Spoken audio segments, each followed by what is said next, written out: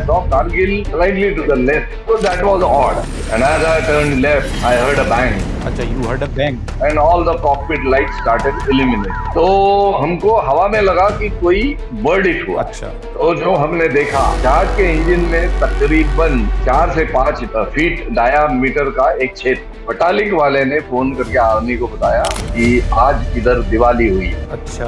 इस जगह मेरे को एक क्लैरिटी थी कि ऐसा कुछ एक काम करूंगा तो पूरे दुनिया में ऐसे जहाज ही बना नहीं है जो ये कर सकता है। रोड नहीं है, रेलवे लाइन नहीं है, तो रोड रोलर का बीच का हिस्सा जो होता है वो हेलीकॉप्टर से जैसे तैसे फेंका गया।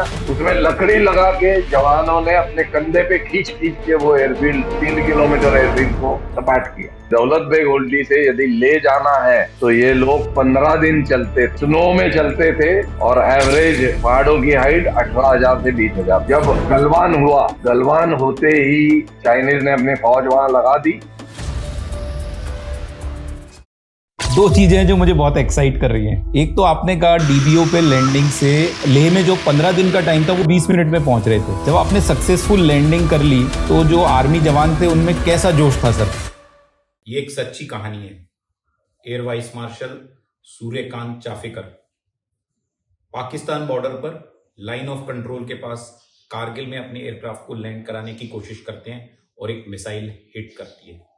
ऐसी कॉम्प्लेक्स लाइफ थ्रेटनिंग सिचुएशन में क्लैरिटी ऑफ थॉट कितनी इंपॉर्टेंट है। ये वो लेसन है, वो हार्ड लेसन है जो हमें कई डिसीजन लेने में हेल्प करता है। चाहे वो हम 10th के बाद डिसाइड करें कि साइंस लेनी है, कॉमर्स लेनी है, आर्ट्स लेनी है, या हमें कैरियर के मोड पे ये डिसाइड करना हो कि हमें इंजीनियरिंग करनी है, मैनेजमेंट करना है, या फिर किसी और प्रोफेशन में आगे बढ़ना है, हमें स्टार्टअप करना है या फिर हमें बिजनेस लेना है, कैरियर के किस मोड पर हम फाइनेंशियली इंडिपेंडेंट होकर रिटायर होना चाहते हैं, मैरिज के अंदर कैसे सस्टेन करना है, किस तरह से आगे बढ़ना है। कई डिसीजन है जो सिर्फ क्लैरिटी ऑफ थॉट से मिलते हैं और ये कहानी उसी हार्ड लेसन को एक सच्चे रूप में आपके सामने प्रस्तुत करती है। तो सब्सक्राइब कीजिए और पूरे एपिसोड को देखिए जिससे जिंदगी के इन झंझटों से आराम से निकल सकें। जय हिंद।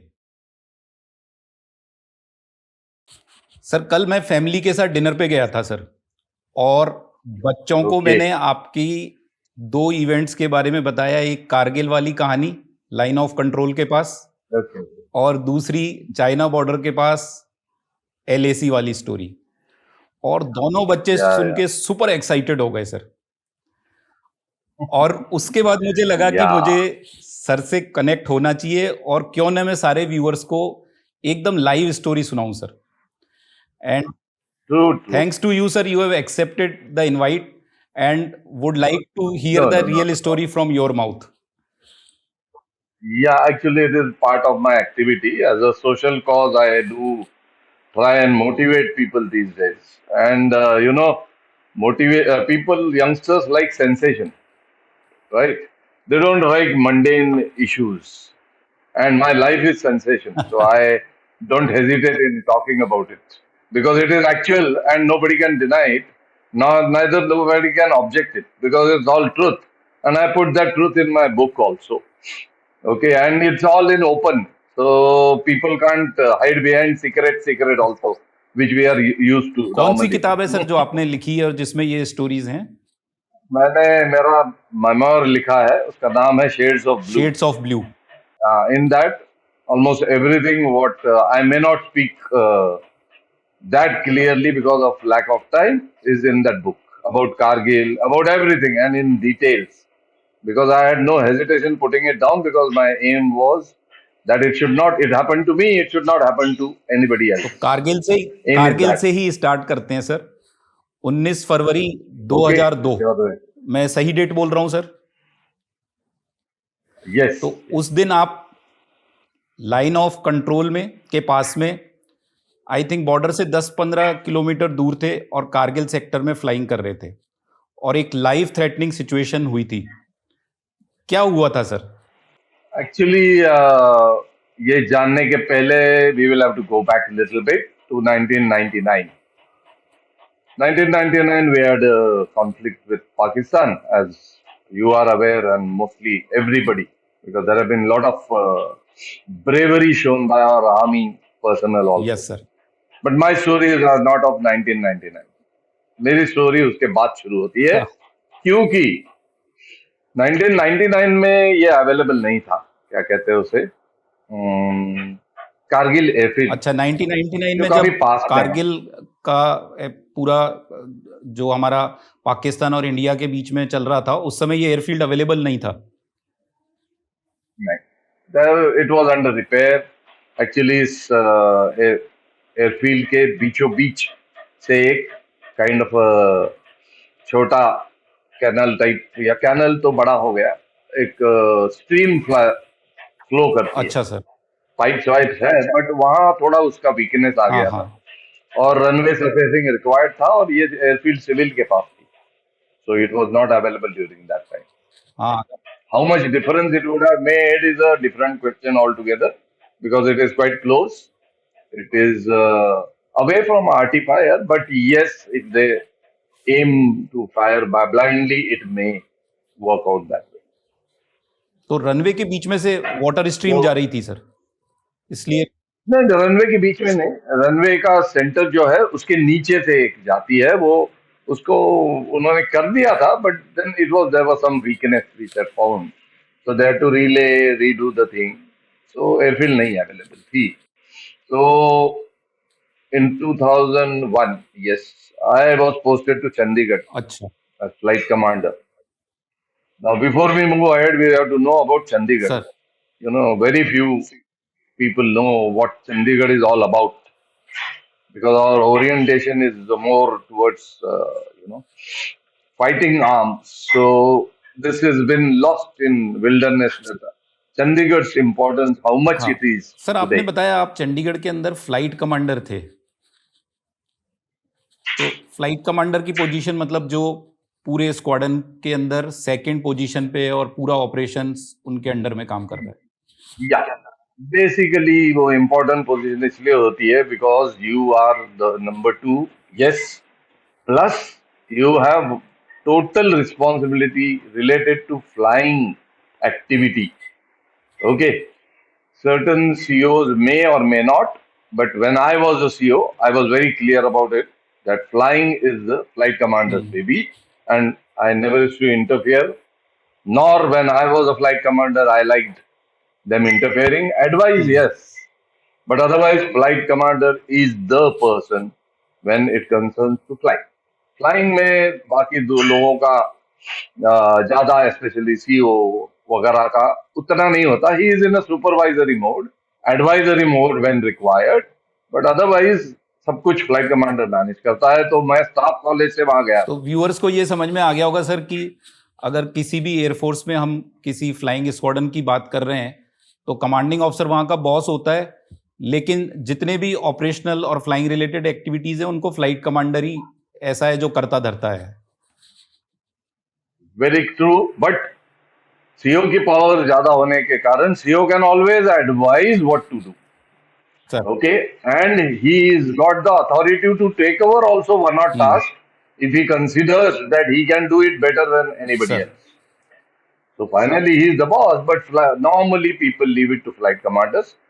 Okay, हमको आपके इसमें लीडरशिप वगैरह में बहुत बार बताया जाता है ना, that you should delegation of power. हम बात बहुत करते हैं, बट जब वो एक्चुअल डेलीगेट करने की बात आती है तो very few stand to it. Okay, so it is a difficult task because you are responsible, but you are delegating to somebody, thinking and knowing his abilities and capabilities and watching him far off just to help him out if required. तो उसके लिए जिगर लगता है, delegation के लिए जिगर लगता है. और मैं मेरे एक्सपीरियंस से बोल रहा हूँ, जैसे जैसे हम आगे बढ़ेंगे आपको पता चलेगा मैंने ऐसे क्यों कहा. सर. तो स्टाफ कॉलेज से मैं पोस्टेड हुआ था वहाँ चंडीगढ़ में, और 25 स्क्वाड में था. और क्या हुआ कि मैं वहाँ पहुँचते ही वेस्टर्न कमांड ने बताया कि कारगिल एयरफील्ड को फिर से शुरू करना. अच्छा. तो आपको किसी को भेज के शुरुआत करिए. तो मुझे भेजा गया. मैं सब कुछ ज्यादा खास एक्सपीरियंस था नहीं, बट मुझे भेजा गया. मैंने ग्राउंड रेकी की, सब रिपेयर्स क्या चाहिए वो बताया, आर्मी को बताया, एयरफील्ड सिविल के पास है ये भी बताया, सब कुछ हुआ। उसके बाद बाय हेलीकॉप्टर में गया था, उसके बाद मैं वापस आया, and after some few days, few months rather, we were told yes airfield is ready. So again I went and recheck. Now आपके दर्शकों को यदि वो सर्विसेज के नहीं है तो इनको वो बात पक्का बतानी पड़ेगी कि कारगिल की लोकेशन वाइज कैसे है। हाँ आप बाद में उसमें इंटरफेस भी कर सकते हो, मैप जो मैं आपको सर। दूंगा, किंतु ये जान लेना चाहिए कि पाकिस्तान के लाइन ऑफ कंट्रोल के पास है ये है। और वो लाइन ऑफ कंट्रोल ऐसे है कि एक पहाड़ी हमारे तरफ, एक पहाड़ी उनके तरफ, एक वैली, तो ऐसे कोई एक सीधी लाइन नहीं खींची जा सकती। हाँ, तो बहुत मुश्किल है अगर तो आप कहा जा एरिया सकता में है जा रहे हो। बहुत मुश्किल है। जैसे जैसे वैली का रिवर फॉलो करता है, वैली फॉलो करती है, वैसे काफी बार border line of control follow करती है।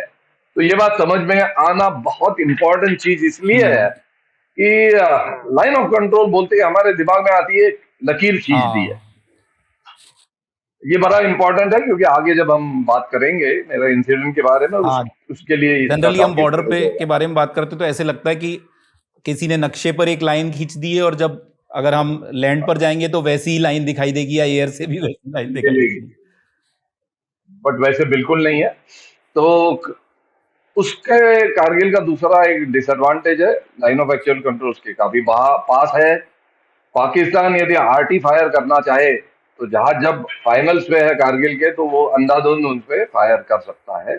अच्छा, तो तीसरी चीज वो वैली में है, एक वैली इसी बनी हुई है, और ये 10,000 कुछ 100 फीट पे ये एयरफील्ड है, तो हाई एल्टीट्यूड ऑपरेशन ही है।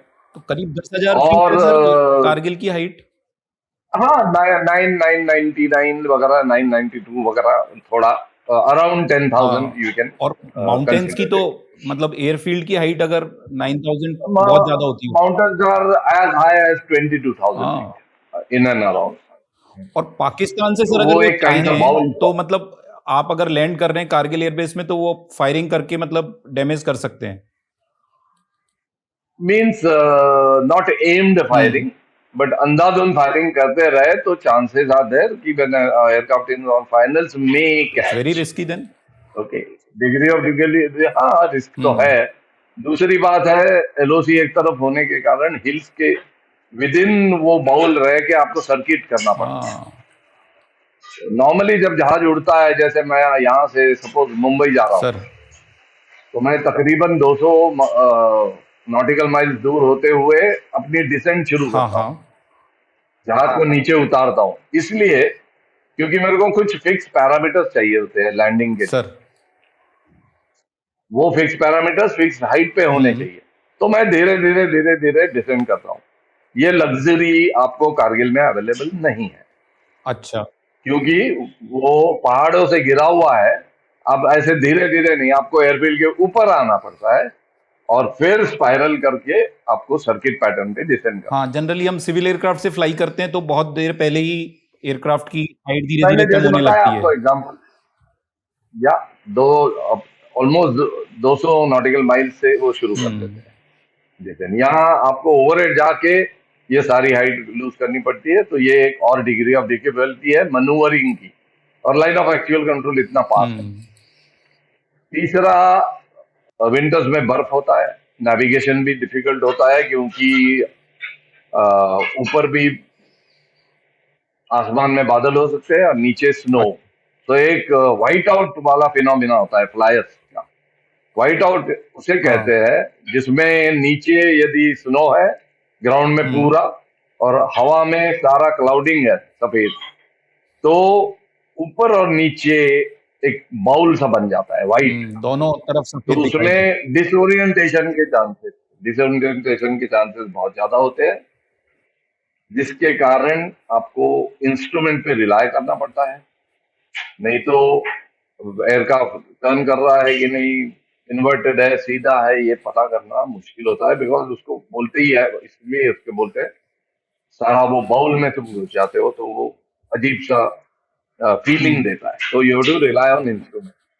तो ये सारी डिफिकल्टी होने के कारण और बट रिक्वायरमेंट थी, तो सारा प्रिपरेशन करके आर्मी से इंटेलिजेंस लेके इतना एलओसी के पास है, तो मैंने अप्रैल आई थिंक 2001 में सबसे पहला ट्रायल लैंडिंग किया, अच्छा, और ये जिसमें ट्रायल मैंने लैंडिंग आपको बता आपने दिया। AN-32 में किया सर इस बार?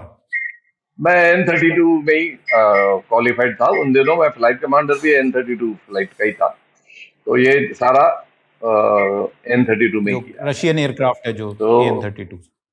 या रशियन एयरक्राफ्ट है और one of the best aircraft, हमारे रिक्वायरमेंट के मुताबिक बनाया हुआ एयरक्राफ्ट भी आप बोल सकते हो। AN-26 इसका ओरिजिनल मॉडल है, किंतु हमारे यहाँ हिमालय की पहाड़ियों में -30 डिग्री तक, राजस्थान के रेत में -+45 अच्छा, तक, और कोस्टल रीजन में ह्यूमिड, इसमें जिसमें करोजन हो सकता है, और नॉर्थ ईस्ट में छोटे हिल्स के ऊपर। तो ऐसे ये हर जगह ऑपरेट करने वाला जहाज हमको चाहिए था, जो शॉर्ट टेक ऑफ लैंडिंग करे, जो पावरफुल हो, जो हिमालय के पहाड़ पार कर पाए। तो ये one of the best aircraft up till now which we could get to Indian sir. Condition. वो N-32 में मैंने ट्रायल लैंडिंग पहले बार करी। ट्रायल लैंडिंग सक्सेसफुल हो गई, कुछ चीजें बाकी थी कि कुछ करना पड़ेगा, और ये उनको बताया गया, तो उन्होंने कुछ ट्रेनिंग की, और सेकंड लैंडिंग मैंने करी somewhere in August September. I don't remember of hand, but 2001 में ही मैंने वो लैंडिंग करी, आई थिंक अगस्त में। 2001 के लास्ट क्वार्टर में कहीं। या अगस्त में I did, and in Feb around 15 16th, I got my commanding officer got a call from command that there is a inauguration planned for this airfield now. अच्छा, So boss will go along in the aircraft, and one N-32 only has to be taken, inaugural landing. Sir. So that was okay. So I may prepared my crew, things like that. But then the message came that no, boss will be sitting in the cockpit. अच्छा, आपके साथ में? Yes, because I am an instructor. Now here you are, people need to understand one thing. I am an instructor. So captain of the aircraft has to be me, because the other person, if not qualified, he cannot sign for the aircraft. He cannot be authorized to sign. So I was the captain of the aircraft. He was sitting on the left seat. Okay, we instruct like this only. The person who wants to learn sits on left. I, as an instructor, sit on right. That is the methodology. But here was a person who was the boss of that command, and he was not trying to learn from me, but he wanted to be in the cockpit. Okay, boss of the command. let me make a small. Yeah, of course. AOCNC was अच्छा, on board. Yeah. And let me make a comment here that he was not qualified on N-32. अच्छा, Okay, you can't be qualified. You have to do MCF. As you know, you being a technical officer, you'll be very sir. clear that all technical things about a particular aircraft have to be learned for almost 3 to 4 months, correct. which we called a conversion flight, mechanical conversion flight. Okay, so for that, he had not done that. So unless you do that, you cannot be qualified on that. Number two, he had not done a conversion. Flying conversion is also long. However, he being boss, he decided that because instructor is in right seat, I can be there sir. and do few things which I want to. So that as it is, he is a flyer. So he thought flying a MiG-21 and flying a N-32 must be same. That most of the bosses think. I'm not talking about test pilots, they can think.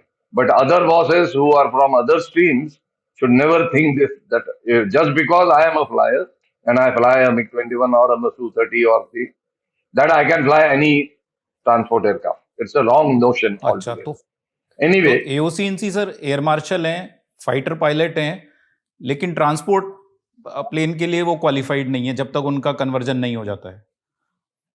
Not at all. How you can be? हाँ I am a transport pilot. How I can go and sit in a helicopter or a fighter और cockpit? आप So you are qualified on a type, sir and so much so if you are qualified on this type earlier, but you have a more gap when you are not flown. Again, you have to revisit the syllabus which is given there hmm and get current on that end. But here was the case. He was not qualified anyway. He was boss. So he decided that he will sit on the left seat. Till then, things were okay. And आगे बढ़े sir we उससे took off पहले from Delhi. Sorry for interruption sir आगे बढ़े No, not आप at किस all. Rank पर थे सर उस समय My wing commander. हाँ और वो air So marshal four ranks higher. Four ranks higher हाँ than me. तो आपको आप भी टेक्निकल ऑफिसर हो मैनेजमेंट भी जानते हो little bit so you must be understanding something known as source management or resource sir management. Exactly same we have cockpit resource management. We have a term CRM in which there are many things which are considered, and this parity in rank is not considered a good to understand the cockpit gradient.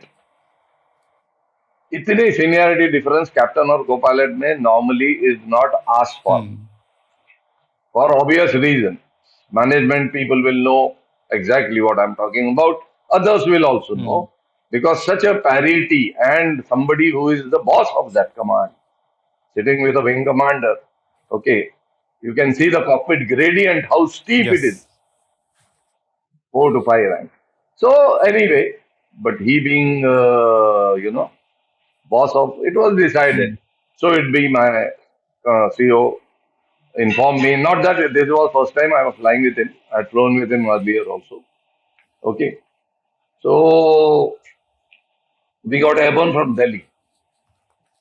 So briefing was very short because he was not much interested. Anyway, I had signed for the aircraft. Responsibility is mine and authority is his. So something very different and significant here. We took off from Delhi, as I said, early morning slightly, went overhead late, turned left. Then there is a place known as Fatula. अच्छा So you have to turn left from there for Kargil. Okay sir Normally, that is the way. You go over at the airfield, maintaining whatever 240, 250 level you maintain, then descend over it. So that day, it was month of Feb, so there was a little bit of clouding and there was snow below. Almost all over, it was below snow. So as we were traveling, he was giving me certain suggestions, telling me that we should be going direct and things like. He was using his old knowledge of MiG-21 flying in that valley and trying to implement that in the AN-30. मतलब आपको बीच बीच में suggestion दे रहे So होंगे as, guide कर रहे होंगे sir yeah, and he was doing things also at times. But whatever terms I could tell him and suggest him, I was telling him why not to do and what to do. Things like that. Anyway, as were traveling, I saw Kargil town अच्छा slightly to the left, to my left. So that was odd. Actually, Kargil town would have come straight sir ahead if we had on the route. So as I saw it to the left, I put on bank and turned to the left. And as I turned left, I heard a bang. अच्छा you heard a bang And all the cockpit, yeah, and all the cockpit lights started illuminating. Oh The master warning and the right engine failure, right engine fire, right wing on fire, such 5 lights started coming, and there was audio warning also, right engine on fire. So I immediately turned left towards Kargil town and did all the actions which are required and desired. That is, this is a propeller aircraft, so we had to shut off the engine. Engine को बंद करे बिना आप आग नहीं बुझा सकते अच्छा तो क्योंकि हवा चलती रहती है तो वो पंखे उसको फायर को और बढ़ाते हैं. तो you have to switch off the engine. पूरे इंजन तो को ही मैंने बंद राइट करना इंजन पड़ेगा स्विच ऑफ करने के बाद इंजन बंद करते हैं, उसको फेदरिंग भी बोलते हैं. प्रोपेलर को भी एंगल चेंज कर देते हैं तो वो बहुत धीरे रोटेट करता है, जोर जोर से नहीं करता है. तो इंजन बंद किया, फेदरिंग किया और फायर एक्सटिंग्विशर्स फायर किए और फ्लाइट इंजीनियर को पीछे भेजा अच्छा। देखने के लिए कि आग बुझ रही है या स्प्रेड हो रही हम्म। है। उतने में उसने आके बोला कि अभी विंग पे भी स्प्रेड हो रही है। अच्छा। किंतु तब तक मैंने बाकी एक्शन भी कर लिए थे। फ्यूल वॉल्व जो हाई प्रेशर वॉल होता है वो बंद तो करके ही इंजन बंद किया था, बट लो प्रेशर वॉल भी बंद किया। हम्म। और फिर से उसको एक बार मैंने पीछे भेजा, तब वो अच्छी न्यूज लेके आया कि अब स्मोक ही स्मोक है, फायर एज सच दिख नहीं हम्म। रही। क्योंकि मीनवाइल मैंने इंजन फायर एक्सटिंग्विशर और विंग फायर एक्सटिंग्विशर दोनों फायर कर दिए थे और इंजन बंद था, तो वो बराबर जहां आग थी वहां कॉन्सेंट्रेट हो गया था फायर एक्सटिंग्विशर और आग बुझ गई। तो ये करके मैं लेफ्ट टर्न अच्छा करता रहा। सर, तो ये फायर एक्सटिंग्विशर आप और अंदर से ऑपरेट कर सकते हैं और ये बाहर फिट रहते होंगे? ऑफ कोर्स ये जहाज में अंदर से ही फिट होते हैं, ऑपरेट भी कॉकपिट से ही होता है। अच्छा। तो वो ऑपरेशन ये क्या है, जो हमारी क्रिटिकल इमरजेंसीज होती है उसके बारे में एक बात आपके दर्शकों ने जान लेनी चाहिए कि क्रिटिकल इमरजेंसीज हम तीन चार इमरजेंसीज को बोलते हैं, कोई भी जहाज हो, फाइटर हो, ट्रांसपोर्ट हो, हेलीकॉप्टर हो। एक तो फायर, हम्म। दूसरा एयर कंडीशन जहाज है, प्रेशराइज जहाज है तो pressurisation hmm. Failure, specially in Himalaya, क्योंकि नीचे नहीं आ पाते आप, हाँ। प्रेशराइजेशन फेलियर और engine failure. These are the three four critical emergencies. हमारा ट्रेनिंग ही ऐसे होता है कि ऐसी इमरजेंसीज होते ही हम इमीडिएट रिस्पॉन्स दे सकते हैं। हाँ। We are train to. मैं आपको एग्जांपल देना है तो बता दूं, नींद से मुझे जगाओ और बोलो इंजन ऑन फायर ड्रिल बताओ, तो मैं ठक ठक ठक फटाफट बिना चूके बोल आप सकता फटाफट हाथ हूँ। चलने इतना लगेंगे मसल उसमें मेमोरी की तरह। मसल मेमोरी, हाथ रिफ्लेक्सेस तो सारे चलते हैं, आंख, कान, हाथ, पैर। It is a reflex activity. हाँ।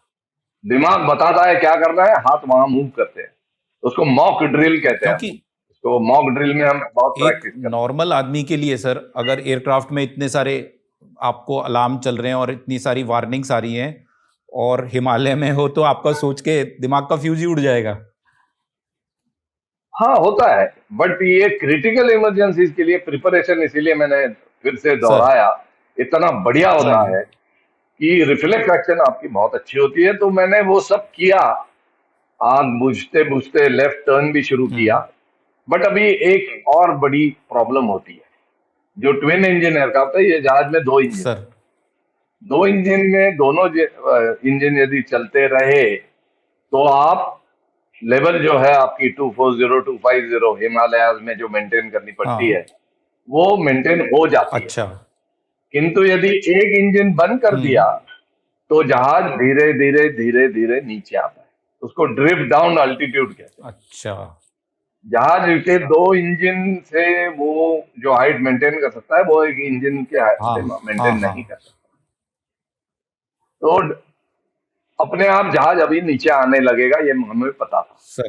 और हिमालय में नीचे माउंटेन 24,000 25,000 है, तो कैसे नीचे आए? तो आपको वैलीज में जाना पड़ा। हम्म। तो मैं लेफ्ट टर्न करके कारगिल वैलीज में घुस गया हम्म। और धीरे धीरे जहाज सेटल हुआ अराउंड 180 190 आप बोल। अच्छा। तो अभी तो कारगिल उतरना नामुमकिन था, उतरना क्यों नामुमकिन था क्योंकि सर?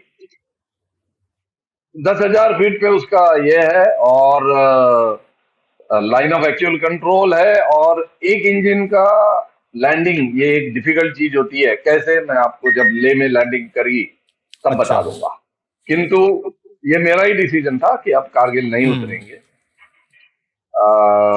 सीएनसी तो कह रहे थे, वो उत्सुक भी हम्म। थे क्योंकि इनॉग्रेशन था, किंतु वो डिसीजन मैंने ले लिया। क्लैरिटी ऑफ थॉट जो बोलते हैं वो पायलट के लिए बहुत इंपॉर्टेंट होती है। सीनियर जूनियर देख के आप सोच नहीं बदलते हम्म। अपनी। तो यहाँ मेरे को उधर ऑपरेशन के लिए काफी दिन हो गए थे, तो मेरा क्लियर था कि कारगिल नहीं उतरेगा, जहाज अभी डाइवर्ट करना पड़ेगा। तो सेटल ही हुआ तकरीबन 180 190 ऐसे सेटल हुआ। तो हमारा एक प्रोसीजर होता है हिमालय में, यदि ऐसे इंजन फेलियर हुआ हम्म। तो वैलीज में घुस घुस के आपको बाहर निकलना पड़ता है। मीन्स पहाड़ों को अवॉइड करना है तो वैलीज में जाओ। हाँ। तो हमारा पहले ही मैप पे ड्रॉ किया होता है कि इमरजेंसी रूट क्या अच्छा है। तो कारगिल से ले के लिए एक इमरजेंसी रूट था जहां हम तकरीबन एक 18,000 फीट मेंटेन करके निकल सकते। तो एक प्री तो डिसाइडेड वो हाइट पे सेटल राउट होके है जिस मैंने पे वो आप आगे बढ़ गए थे।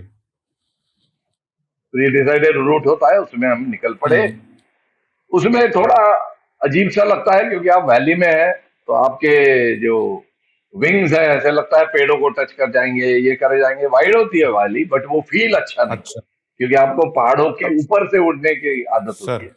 ये फील अलग होता है, प्लस एक इंजन नहीं है, हम्म तो अभी दूसरे को कुछ क्षति पहुंची, कुछ हुआ, और काफी सतर्क रहना हम्म पड़ता है। सबसे बड़ी बात सर। यह है, सतर्क रहना पड़ता है। तो 31 मिनट फ्लाइंग करके ऐसे स्थिति में मैंने जहाज को ले में एक इंजन पे उतारा। अच्छा ये इंडियन एयरफोर्स के इतिहास में पहला जहाज था जिसकी फायर हुई, हाँ फायर कंट्रोल में लाई गई, और 31 मिनट सिंगल इंजन पे हिमालय में फ्लाइंग करके किसी ने जहाज को उतारा। अच्छा अदरवाइज आप जितने रिकॉर्ड देखोगे आपको पता चलेगा कि unfortunately we had to lose few अच्छा, एयरक्राफ्ट मतलब अगर ऐसी बिकॉज इमरजेंसी ऑफ है सर्टेन। कि आपके इंजन में फायर लग गई है, विंग में फायर लग गई है, तो उस कंडीशन में नामुमकिन है कि आप उतनी हाइट पर एयरक्राफ्ट उतारें, लेकिन आपने पहली बार किया सर, फर्स्ट एवर। हाँ, नामुमकिन हम बोलेंगे नहीं, हम्म बट डिग्री ऑफ डिफिकल्टी बहुत ज्यादा है, हम्म और आप कितने जल्दी एक्शन लेके आग बुझाते हो उस पे काफी डिपेंड करता है। और उसके बाद पैनिक किए बिना रूट ढूंढ के 30-31 मिनट को ऐसे क्रिपल जहाज को कैसे चला लेते हो और फिर उतारते हो, हम्म इस पे डिपेंड करता है। तो नामुमकिन वर्ड तो फ्लाइंग में हम बहुत कम यूज करते हैं, इसलिए मैंने आपको कहा कि नामुमकिन मैं नहीं बोलूंगा, किंतु बहुत बहुत मुश्किल है। डिफिकल्ट था, ये जरूर है। और ये मेरे को जितने नॉन केसेस है उसमें ये पहला ही वाकया है जहां की जहाज उतारा गया जो उसका राइट इंजन नहीं अच्छा था। तो लैंड करने के बाद टैक्सी इन किया, सब देखा, हम उतरे नीचे। हमको हवा में क्या लगा था अभी ये बताना जरूरी है। हवा में यदि बर्ड हिट हो जाए, यदि कोई पक्षी आके आपके इंजन में घुस जाए, तो काइनेटिक एनर्जी नॉर्मल थियरी है, किसी को भी पता है हम्म कि मूविंग एयरक्राफ्ट है, काफी स्पीड से पक्षी का स्पीड कम भी हो तो वो टकराने से बहुत ज्यादा नुकसान हाँ, हो वो तो सकता एक छोटा सा पत्थर हम कार है, आग चलाते हैं लग सर, अगर सकती है। वो टकरा जाता है तो कार का शीशा टूट जाता है। करेक्ट, खींच जाती हूँ ना, वैसे ही है। हाँ तो हमको हवा में लगा कि कोई बर्ड हिट हुआ है, अच्छा उसके कारण आग लगी। तो हमने सब एक्शन करके जहाज को वापस लाया, नीचे उतरे, जब नीचे जमीन पे ले में पार्क किया, तब जल्दी से जब बाहर गए हम्म तो जो हमने देखा वो देख के हम भी काफी मीन्स घबरा से गए, और हमको काफी आश्चर्य लगा कि ऐसे जहाज को हम वापस ले आए। अच्छा, क्या देखा आपने? क्योंकि जहाज के इंजन में तकरीबन 4 से 5 फीट डायामीटर का एक छेद था, 4 से 5 जिसमें से फीट का? कुछ बाहर निकल गया है, ऐसे दिख रहा, 5 फीट का। अच्छा आपको मैं कुछ फोटोग्राफ दूंगा, वो आप इसके में इनकॉर्पोरेट कर सर। सकते हैं, तो आपके दर्शकों को पता चलेगा कि मैं किस चीज की बात कर रहा हूँ।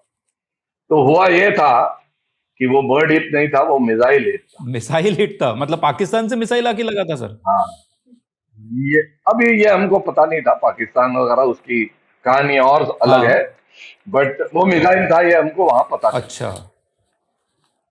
तो फिर वो एक्चुअली इंजन के मीन्स राइट विंग के नीचे से इंजन में घुसा, हम्म और इंजन के लेफ्ट साइड से बाहर आया। तो अंदर घुसा वो छेद छोटा है, जहां से बाहर आया वो छेद बहुत बड़ा, और इसलिए उसने सारी fuel line, hydraulic line, oil line सारी रप्चर करी, और वो सारा विंग पे फैल गया, सर, मिसाइल और इसलिए वो आग विंग पे। मिसाइल जहाज पर लग रही है, उसके बाद भी मेरी समझ है कि जहाज बचेगा ही नहीं। मतलब ये तो एक एक अलग चीज नहीं है सर कि जहाज बच गया और आप लैंड भी कर गए। हाँ, तो इसके लिए मैं एक ही चीज आपको बताऊंगा। रशियन जहाज की मजबूती, पायलट का ट्रेनिंग और खुदा की मेहरबानी, हाँ ये तीन चीजें एक साथ जब आती है तो ऐसा मुमकिन हो जाता सर। है। अब मैं कह सकता हूँ क्योंकि मैं आपसे बात कर रहा हूँ, मुमकिन हो गया। हाँ नहीं तो इसीलिए मैंने पहले ही बोला कि इंजन फायर हिमालय में और 30-31 में भी फ्लाइंग करना, हम्म ये पहले कभी किसी ने देखा नहीं था, हुआ नहीं था। हम्म वो इसलिए हुआ, ये जान लीजिए रशियन जहाज की मेटलर्जी बहुत ही बढ़िया हम्म है। उसमें कोई किसी ने संदेह नहीं रखना चाहिए। उनके इंजन बहुत मजबूत मेटल से बने होते हैं और स्टर्डी एयरक्राफ्ट हम्म, है। ये दूसरा दूसरा कोई जहाज होता तो मैं तो कह सकता हूँ बड़े कॉन्फिडेंस से ये हाँ पॉसिबल मिसाइल नहीं लग था। रही है तो क्या बचेगा सर। तो आप पूछ रहे थे तो पाकिस्तान ने मिसाइल मारा, हाँ हमने भी खुद को यही पूछा, अरे मिसाइल मारा किसने। हाँ तो अभी सोच में पड़ गए थे हमारे सीएनसी साहब भी, क्योंकि हम तो पहले कारगिल लैंड नहीं कर पाए। उनकी तो पूरी तैयारी थी कि कॉकपिट में बैठूंगा, कारगिल में उतरूंगा, कॉकपिट से उतरूंगा, सारे बाहर के लोग देखेंगे हाँ कि भाई साहब खुद फ्लाइंग करके ले आए सर। हैं। नॉर्मली उसी के लिए कॉकपिट में बैठने की इच्छा होती है लोग, हाँ किंतु वो तो सब ये हुआ प्लस ये दिखा उनको, है ना। हाँ तो वो कुछ उतना इजी था नहीं। करेक्ट। तो शुरू हुआ कि कैसे हुआ भाई, हम्म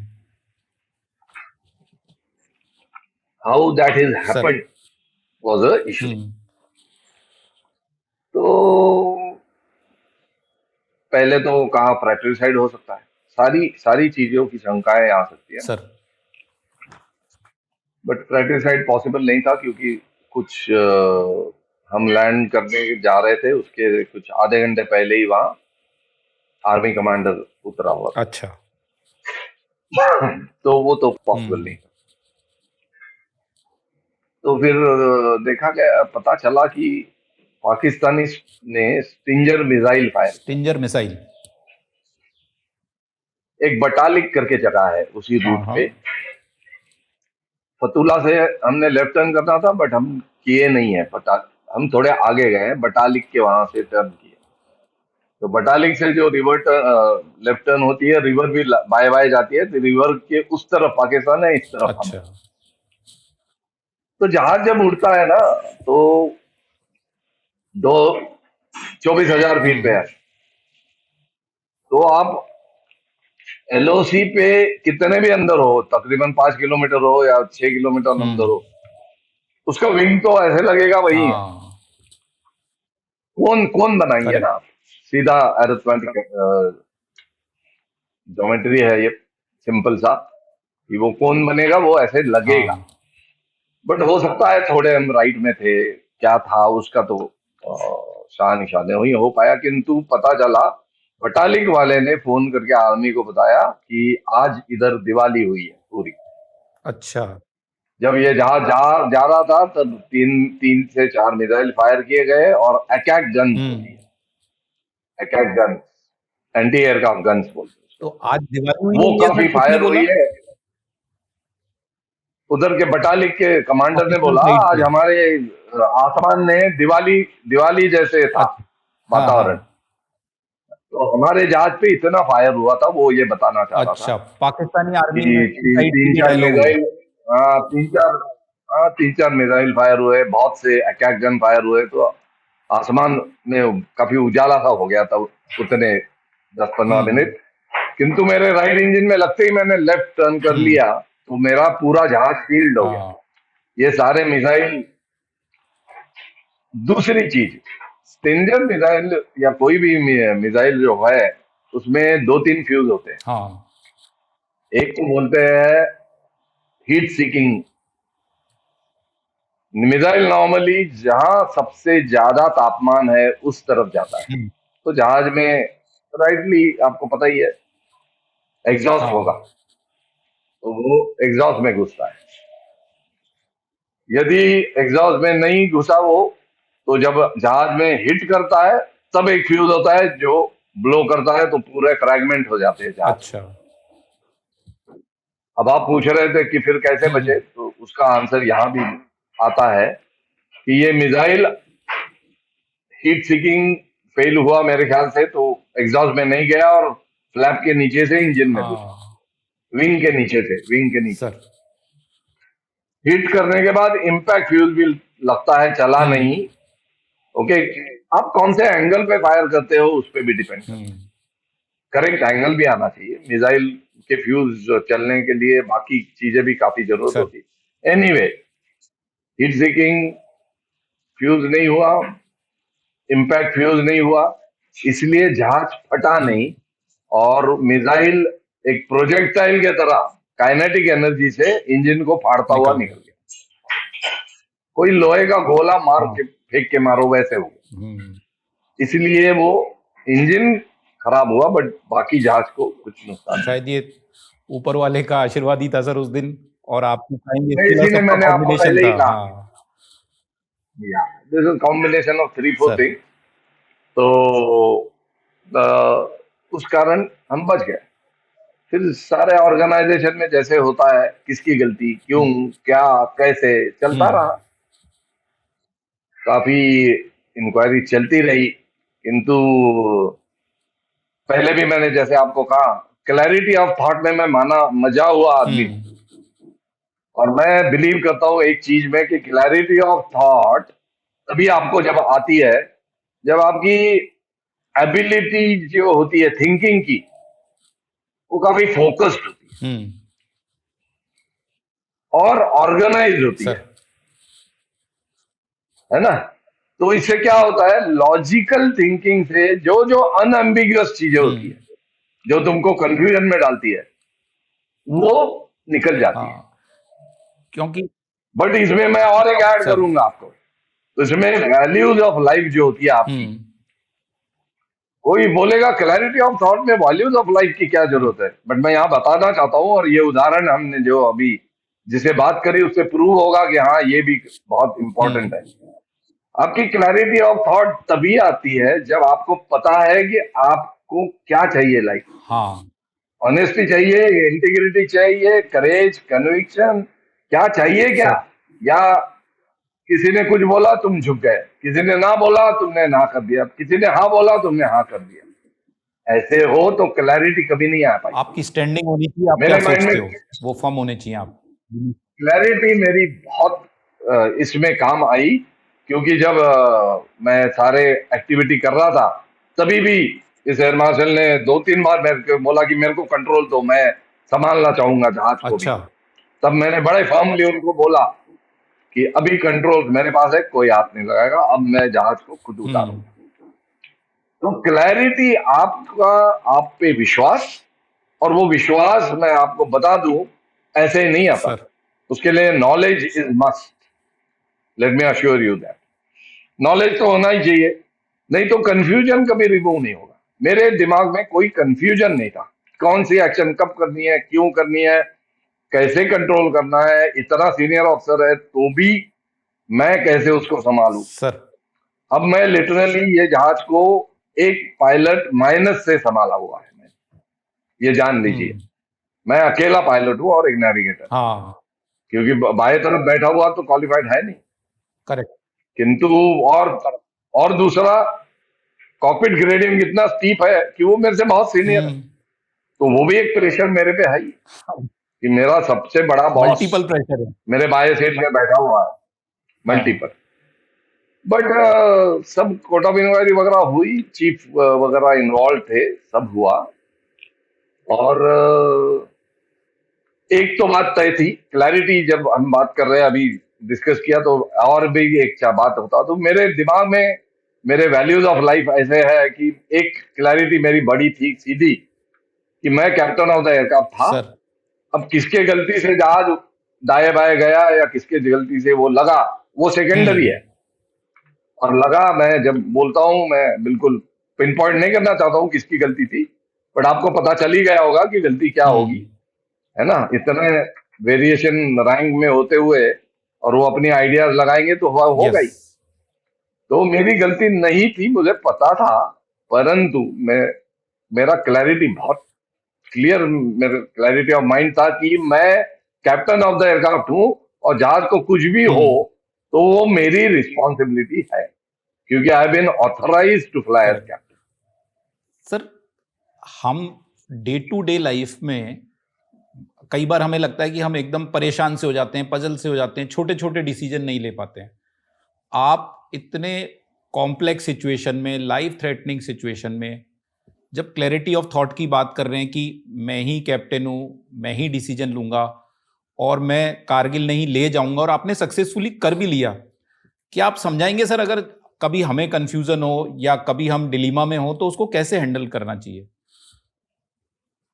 नंबर एक, सबसे मैं पहले बताऊंगा कि यदि क्लैरिटी ऑफ थॉट में आपका बेसिक नॉलेज लैक करता है, कोई भी फील्ड में हो, आप मैनेजमेंट में हैं या आप लॉजिस्टिक्स में सर। हैं या आप फ्लाइंग में हैं, तो आपका फ्लाइंग के बारे में, जो मीडियम में फ्लाई कर रहे हो, हिमालय के एरिया में फ्लाई कर रहे हो, वो जगह के ज्योग्राफी के बारे में, उसके क्लाइमेट के बारे में, आपके जहाज के बारे में, आपके जहाज के टेक्निकल की डिटेल्स के बारे में यदि आपको नॉलेज नहीं है तो क्लैरिटी कभी आ ही नहीं सकती। सर। और इमरजेंसी में सबसे ज्यादा कुछ आपको यदि बताएगा तो वो क्लैरिटी के कारण आने वाले डिसीजन मेकिंग बचाएगा, ये मैं बता। सर। क्लैरिटी ही एक चीज है जो आपका डिसीजन मेकिंग भी बहुत अच्छा कर देती है। सर।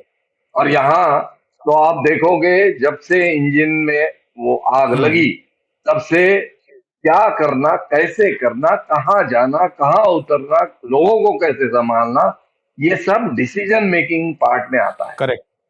क्लैरिटी ऑफ थॉट में और एक चीज बड़ी इंपॉर्टेंट है कि आपका क्लैरिटी ऑफ थॉट तो हो सकता है, किंतु आप जो ऑर्गेनाइजेशन में काम करते हो, आप जो ऑर्गेनाइजेशन में रह रहे हो, उसके भी कुछ रूल्स हो सकते हैं which can be against your clarity. Sir.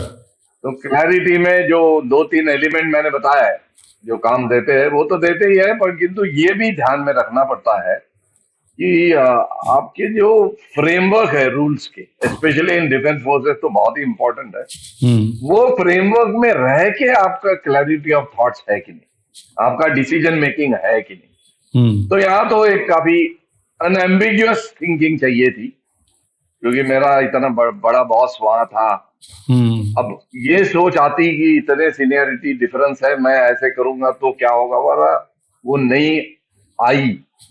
इसलिए यहाँ क्लैरिटी ऑफ थॉट का इतना इंपॉर्टेंस है। Right sir. किंतु ऑर्गेनाइजेशन में एक बात बताना चाहता हूँ आपको और आप सारे जो व्यूअर्स है, कि ऑर्गेनाइजेशन ना हमेशा आपसे, आपके साथ जस्टिस ही करती है।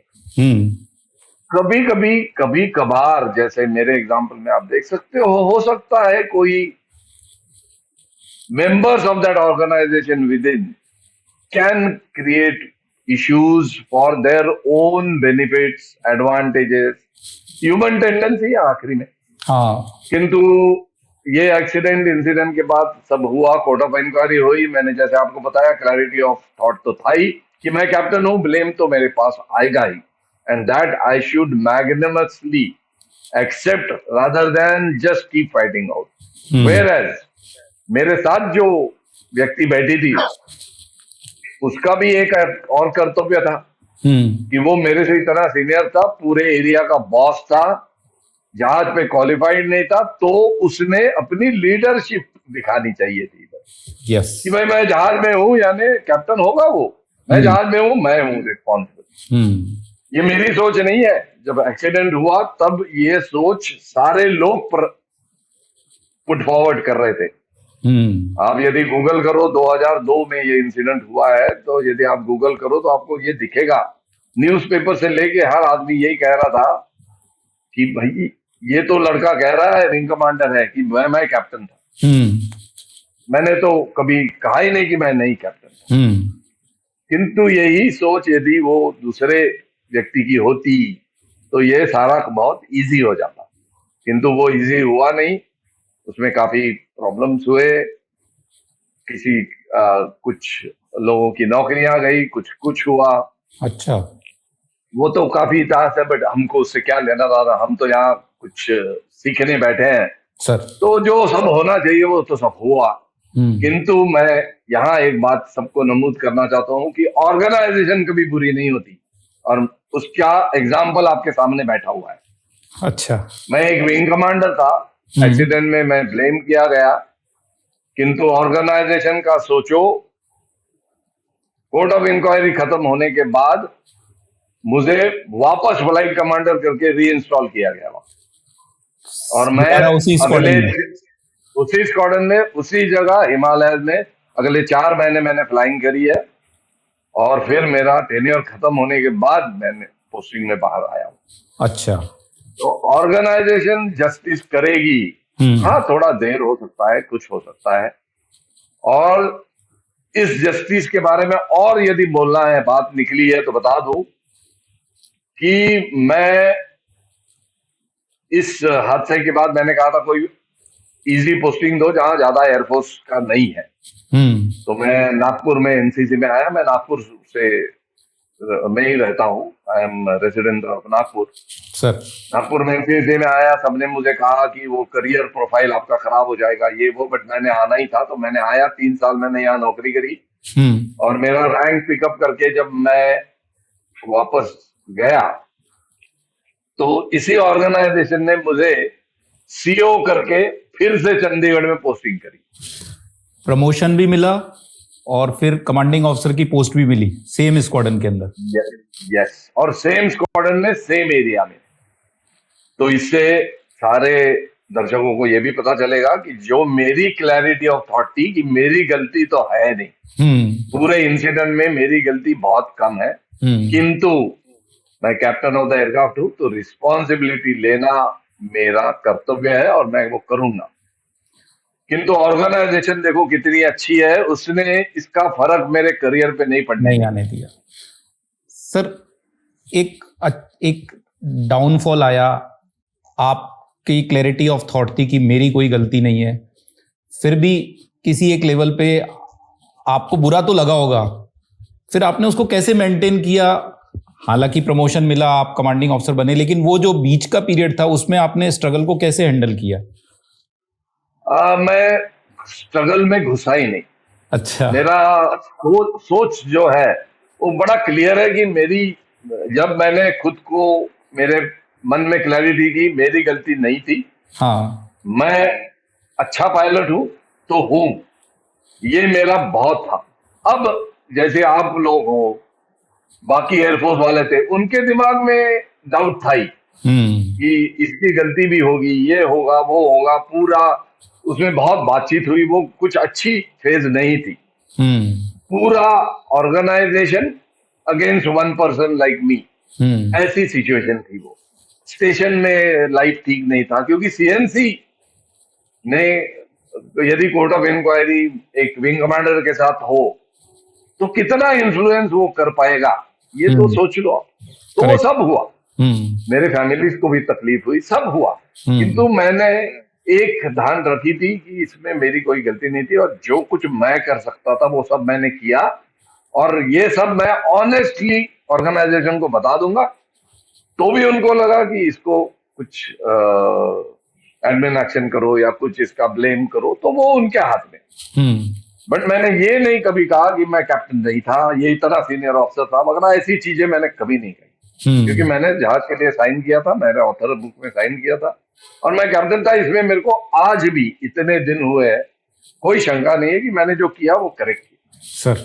तो एनीवे, ये सब हुआ और मेरी पोस्टिंग फिर से चंडीगढ़ हुई।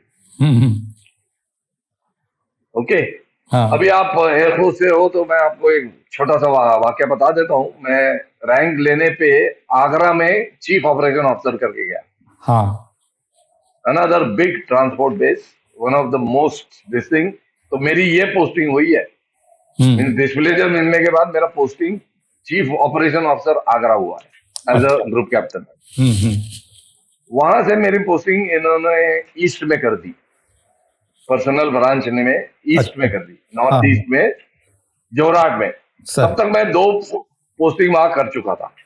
हाँ। तो मैंने एक सिंपल सी एप्लीकेशन डाल दी क्लैरिटी ऑफ थॉट की बात आप कर रहे हो, इसलिए मैं बता रहा हूँ। हाँ हाँ एक सिंपल सी एप्लीकेशन डाल दी। आप एयरफोर्स में रह चुके हो, बाकी लोग भी काफी जो सुन रहे हैं उनको पता है पर्सनल स्टाफ का क्या डीलिंग्स होते हैं और कैसे लोग उनसे डील करते हैं। मैंने एक सिंपल सी एप्लीकेशन डाली कि मैंने 2 टेन्योर में कर चुका हूँ। इंडियन एयरफोर्स में N-32 क्वालिफाइड काफी ग्रुप कैप्टन है जो वहां जा सकते हैं, हम्म तो मुझे ये ना दिया जाए और मेरी पोस्टिंग बदली जाए। हाँ, एक वाजिब सी बहुत ही जेन्युइन रिक्वायरमेंट थी। कुछ नहीं मैंने क्रिप किया कि इसको भेजो उसको भेजो, मेरे को ऐसे नहीं, मैंने कहा मुझे नहीं जाना है। नॉर्मली होता नहीं है ऐसा ट्रू, हाँ बट मेरा क्लैरिटी ऑफ थॉट इतना था कि मैं जो पुटअप कर रहा हूँ जेन्युइन है, और मेरी पोस्टिंग कैंसिल हो गई। कैंसिल हो गई। और यस, हाँ और मैं 1 जन 2008 को सीओ चंडीगढ़ में पोस्टिंग हुआ मेरा। हाँ, तो जनरली सर लोग ऐसा करते नहीं होंगे ना कि पोस्टिंग आई और आप रिक्वेस्ट डाल रहे हो। हाँ, देयर यू आर। क्यों हाँ नहीं करते? क्योंकि क्लैरिटी ऑफ थॉट नहीं है, हाँ वैल्यूज ऑफ लाइफ वीक है। कि मैंने ना बोलना ऑनेस्ट तो रहना है, बट ये ना नौकरी में गड़बड़ हो रही हो तो मैं थोड़ा झूठ बोल ही हाँ, लेता मन में डर रहता है सर कि और कहीं गलत जगह पोस्टिंग हो हूँ। जाएगी या हाँ, मेरा और प्रमोशन जैसे, अफेक्ट हो जाएगा। बट यदि आपने तय किया कि मैं सब ठीक है, मेरा क्लियर है, मेरे को कोई नहीं डाउट था कि मेरे को कोई इधर उधर पोस्ट ही नहीं कर सकता। यदि मैंने कुछ किया ही नहीं है तो कैसे करेंगे? एंड मेरी पोस्टिंग चंडीगढ़ आई, one of the best place, again where my accident had happened, they posted me back. तो मैं 10 बार, मेरी बुक में भी कहता हूँ, हर बंदे से बात करता हूँ तब कहता हूँ, organisation is always good, it's the people, few people who make it not a okay place to live. So don't take that negatively. आप Yes. आपके करियर में जो हुआ है ठीक है, हो सकता है, किंतु यहाँ मेरा एग्जाम्पल है कि हाँ सब होने के बाद भी मैं आज एक एयर वाइस मार्शल करके आपसे बात कर रहा हूँ।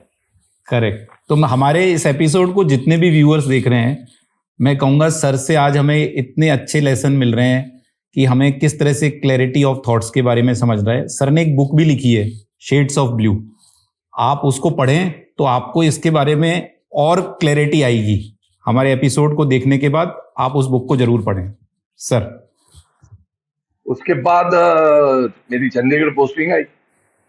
जब मैं फ्लाइट कमांडर था चंडीगढ़ में, तब मैं ड्रॉपिंग जोन पे जाता था। अब लोगों को थोड़ा चंडीगढ़ के बारे में बताया जाए क्योंकि बहुत इंपॉर्टेंट चीज है। चंडीगढ़ बेस है जो पूरे नॉर्थ को लॉजिस्टिकली सपोर्ट करता है। वहां सुबह 4 बजे से काम शुरू होता है टेक्नीशियंस का। 4 भी मैंने लेट बोल दिया, 3 साढ़े 3 बजे फर्स्ट टेक्नीशियन की बैच रिपोर्ट करती है, क्योंकि उनको जहाज सनराइज तक तैयार करना होता है। यस। टेक्नीशियंस का इतना बड़ा हाथ है। एक टेक्निकल ऑफिसर से बात कर रहा हूँ इसलिए नहीं, मैंने मेरे हर जगह, हर बुक में, हर जब मैं बात करता हूँ मैं बताता हूँ कि चंडीगढ़ में 3:30 बजे से जो टेक्नीशियन उठ के वो जहाज की मरम्मत करके तैयार करते हैं, उसी के कारण नॉर्थ में जितने आर्मी मैन है, छोटे छोटे पोस्ट पे बैठे हुए हैं, सब उनको राशन, पानी, एम्यूनेशन सब पहुंच सकता है। तो ऐसे क्यों, इतने सुबह क्यों जाना? क्योंकि हिमालय में 12-1 बजे के बाद इतना टर्बुलेंट होता है कि फ्लाइंग इम्पॉसिबल हो जाता है। और विंटर्स में सामान सिर्फ जहाज से जा सकता है। आप चंडीगढ़ और नॉर्थ में रोड्स तो सारी बंद हो जाती हैं विंटर में, सारी रोड, रेलवे लाइन तो है ही नहीं, तो सारी रोड बंद। तो चंडीगढ़ से लेके नॉर्थ के में पूरे हिमालय रीजन में एक एरियल ब्रिज बना हुआ है एसएफ के। उसके लिए काफी मेहनत करते हैं टेक्नीशियन से लेके, पायलट से लेके सारा एयर क्रू। चंडीगढ़ 24/7 काम करता है एक ही चीज के लिए कि नॉर्थ में कोई भूखा ना सोए, कपड़े उसको मिलते रहे, एम्यूनेशन सप्लाई होता रहे, कैजुअलिटी इवैक्यूएशन होती रहे। तो चंडीगढ़ का बहुत बड़ा महत्व है, उतना उसका बोलचाल होता नहीं है, कि इसलिए मैंने यहाँ एक्सप्लेन किया सर। तो हम वहाँ कुछ मैंने जो एयरफील्ड में लैंडिंग करी, उसके पहले हिमालय में 2 ही एयरफील्ड थी, एक ले और एक थॉइस, अच्छा, जहां केवल दो। लैंडिंग होती थी, बस ले और थॉइस। अच्छा। और बाकी जगह, हर जगह ड्रॉप होता था। AN-32 में ड्रॉप करने के लिए क्या करा जाता है कि फट्टे पे सारा सामान रखा जाता है, बांधा जाता है, उस पे एक पैराशूट लगाया जाता है, AN-32 का पिछला दरवाजा खोलते हैं और वो ड्रॉप कर देते हैं। तो तो ड्रॉप का पूरा मतलब सर प्लेटफॉर्म बाहर राशन, गिरता है, हाँ, ड्रॉप का मतलब राशन और एम्यूनिशन डाल देंगे, कुछ हवाई भी जहाज हो, नीचे नहीं उतरेगा। नहीं, हाँ। वो उन्होंने एक दिखा देते हैं कि हमारा बेस यहाँ है, इंडिकेशन होता है ग्राउंड पे, हम्म। ऑरेंज कलर में बना देते हैं, उस पे हम सारा कैलकुलेशन करके बराबर वो जहां वो मार्किंग है वहां ड्रॉप करते हैं, वो पैराशूट खुल के वो सामान पहुंचता है। सर। तो मैं जब फ्लाइट कमांडर था तब मैंने देखा था DBO में ऐसे ही हम ड्रॉप करते थे। अब DBO कहाँ है? DBO है सियाचिन के नॉर्थ ईस्ट में, दौलत बेग ओल्डी, डीबीओ। दौलत बेग ओल्डी हाँ। इसका नाम है, और ये है नॉर्थ ईस्ट ऑफ सियाचिन। इधर सियाचिन मैं के जब जाता पास था में सर, ड्रॉप ये तो करने, एलएसी से मुश्किल से, मतलब चाइना बॉर्डर से 10-15 किलोमीटर होगा। नहीं 10-15 भी ज्यादा हो गया, 2.5 किलोमीटर दूर है अच्छा, तो बॉर्डर पे ही हो गया सर एकदम। DBO। हाँ, जब वो पहाड़ी पे बैठे रहते हैं, तो वो नीचे ही देखते रहते हैं अपने हाँ। रनवे की तरफ ही, अच्छा। इतना पास है। हाँ। और मैं देखता था कि वहां कभी कभार एक कच्चा सा रनवे टाइप किसी ने बनाने का ट्राई किया है, हम जहां ड्रॉप करते थे तब लगता था। तो आपने पूछा था कुछ अभी कुछ पहले कि आपको तो पता था कि आपकी गलती नहीं है, आपको तो पता था सब कुछ, मगर लोगों में तो ये होगा, और मेरे में भी थोड़ा कंफ्यूजन होगा ही कि कैसे लोग अगेंस्ट बात कर रहे हैं, ये वो। तो इस जगह मेरे को एक क्लैरिटी थी कि ऐसा कुछ एक काम करूंगा जो ये भी प्रूव करेगा कि हाँ भाई तभी भी इसकी गलती नहीं थी, and he is more capable than what people talk. तो बट फौज में आप थोड़ी डिसाइड करते हो क्या करोगे क्या नहीं, फौज में तो बड़े अफसर डिसाइड करते हैं सर। तो मैंने डिसाइड किया था कि ये मेरे दिमाग में आया कि ये एक जगह है DBO। अब DBO के बारे में बताना है तो बता सकता हूँ कि DBO भी एक बाउल जैसे है, वहां कच्चा रनवे, कच्चा मीन्स मिट्टी, कुछ नहीं है। और वो रनवे था नहीं, क्योंकि 62 और फिर उसके बाद मेरे ख्याल से समवेयर इन 80s 2 अर्थक्वेक आए, और वो जो लंबी जगह थी उसमें बीच में बराबर उसने एक क्रेवास बना दिया, बहुत डीप ऐसा क्रेवास बन गया। तो वो खड्डा बन गया रनवे तो बड़ा सा। खड्डा बहुत बड़ा, हाँ। 3-4 फीट वाइड और लंबा, 1-8 किलोमीटर लंबा। उस कारण उसने उधर किसी ने कुछ ट्राई नहीं किया। मतलब यूज में तो नहीं हो रहा मैंने था डीबीओ का रनवे। ना, जब हम हाँ। ड्रॉप ही करते थे, रनवे तो था ही नहीं वहां। हाँ। हाँ। किंतु मेरे दिमाग में था कि क्यों था। अब दर्शकों को ये बता दे, 4 चीजें हैं इसमें। उस जगह का सामरिक महत्व बहुत ज्यादा है, क्योंकि तकरीबन 5 देशों की बॉर्डर वहां मिलती है और 5 कल्चर वहां मिलते हैं, चाइनीज है, इंडियन है, पर्शियन है। तो it is a very important place strategically, सामरिक 5 देश महत्व से, बहुत ज्यादा। 5 देशों की बॉर्डर। हाँ, मीन्स आप एग्जैक्ट 5 नहीं है, अफगानिस्तान के साथ तो अपनी नहीं है, किंतु वो वही मिलती है ऑलमोस्ट। पाकिस्तान है, चाइना है, तिब्बत, अब चाइना भी नहीं है वैसे तो, तिब्बत है, हाँ, बट ऑटोनोमस है तकरीबन, हाँ तकरीबन 5 देश तो आप सोच सकते हो, और 5 कल्चर भी है। तो वो उसका सामरिक महत्व बहुत है, उसको भूला ही जाता है। Roof of the world, roof of the world ऐसे बोला जाता है। मैक्सिमम हाइट, मतलब that place is known as roof of the world sir. तो दूसरी चीज, चाइना ने काफी कुछ वहां डेवलप किया है, रोड है, रेलवे लाइन है, सब कुछ है। आपके DBO के पहाड़ी से आप देख सकते हो, पास तक 4 किलोमीटर दूर उन्होंने रोड लाया है। सर हमारे यहाँ कुछ हुआ ही नहीं। तो ये आप कौन से वो साल की दूसरी बात बात कर रहे थी। हैं सर? मैंने 2008 में किया, तब तक की बात है। 2008 की बात कर रहे हैं, अच्छा। तब तक नहीं हुआ था कुछ नहीं। हाँ।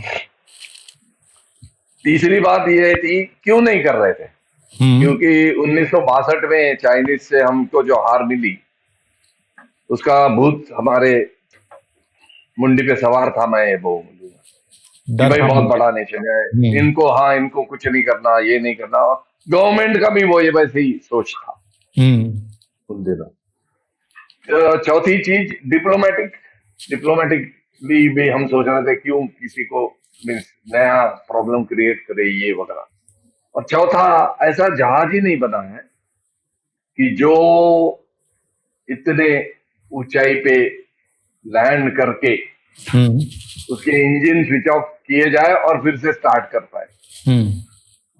तो ऑपरेशन करना है तो इंजन तो स्विच ऑफ करेंगे। सर तो पूरे दुनिया में ऐसे जहाज ही बना नहीं है जो ये कर सकता है। 13,000 के ऊपर इंजन स्विच ऑफ करके स्टार्ट करना बहुत मुश्किल बात मतलब कैपेबिलिटी नहीं जितने है, बाई डिजाइन जहाज की कैपेबिलिटी नहीं है। है। इसलिए नहीं है क्योंकि ऑक्सीजन कंटेंट, स्टार्टअप के लिए क्या चाहिए आपको, जहाज इंजन शुरू करने के लिए क्या चाहिए, ईंधन हम्म। और ऑक्सीजन। हम्म। ऑक्सीजन 45% लेस है वहां। अच्छा, 16,700 फीट उसकी एलिवेशन है। 16,700 मतलब 17,000 फीट के आसपास हो गया सर। यस। हम्म। तो 45% ऑक्सीजन कम है। तो ये तो कारगिल तो से फिर डबल हाइट आप हो गया सर। कहाँ एक कारगिल है 10,000 के पास और ये 17,000 के आसपास।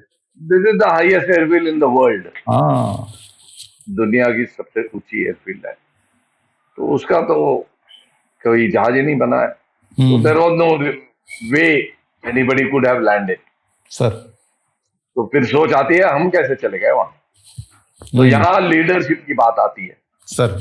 लीडरशिप में दो चीजें है, क्लैरिटी ऑफ माइंड इससे भी आती है। हम्म। लीडरशिप में दो चीजें है। कुछ लोग आपको दिखाते हैं व्हाट नॉट टू डू, हाँ। यानी कैसे लीडर नहीं होना चाहिए। सर। मेरे पहले इंसिडेंट में वो दिखाया गया मुझे। और हम्म। डीपीओ लैंडिंग में मुझे एक ऐसे लीडर मिला फिर से। वो वेस्टर्न एयर कमांड का सीएनसी था, उनका हाँ। नाम है air marshal Borbora. Air marshal Borbora. Borbora अब वो है नहीं, सर।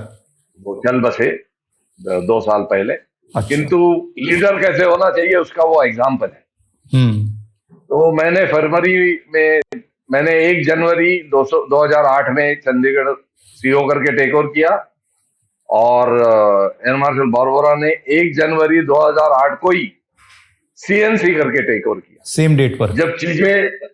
जब चीजें होनी होती है तो ऐसे मिल के आती है। हम्म। तो फरवरी में जब वो आए तो मैंने उनको बोला कि मुझे डीपीओ में लैंडिंग करनी है और हम्म। ये चीजों के लिए करनी है। बट उन्होंने कहा कि जहाज के तो परफॉर्मेंस ग्राफ, आप जानते हो टेक्निकल पीपल, जहाज का परफॉर्मेंस ग्राफ के बाहर था सब ऑपरेशन वहां। हाँ।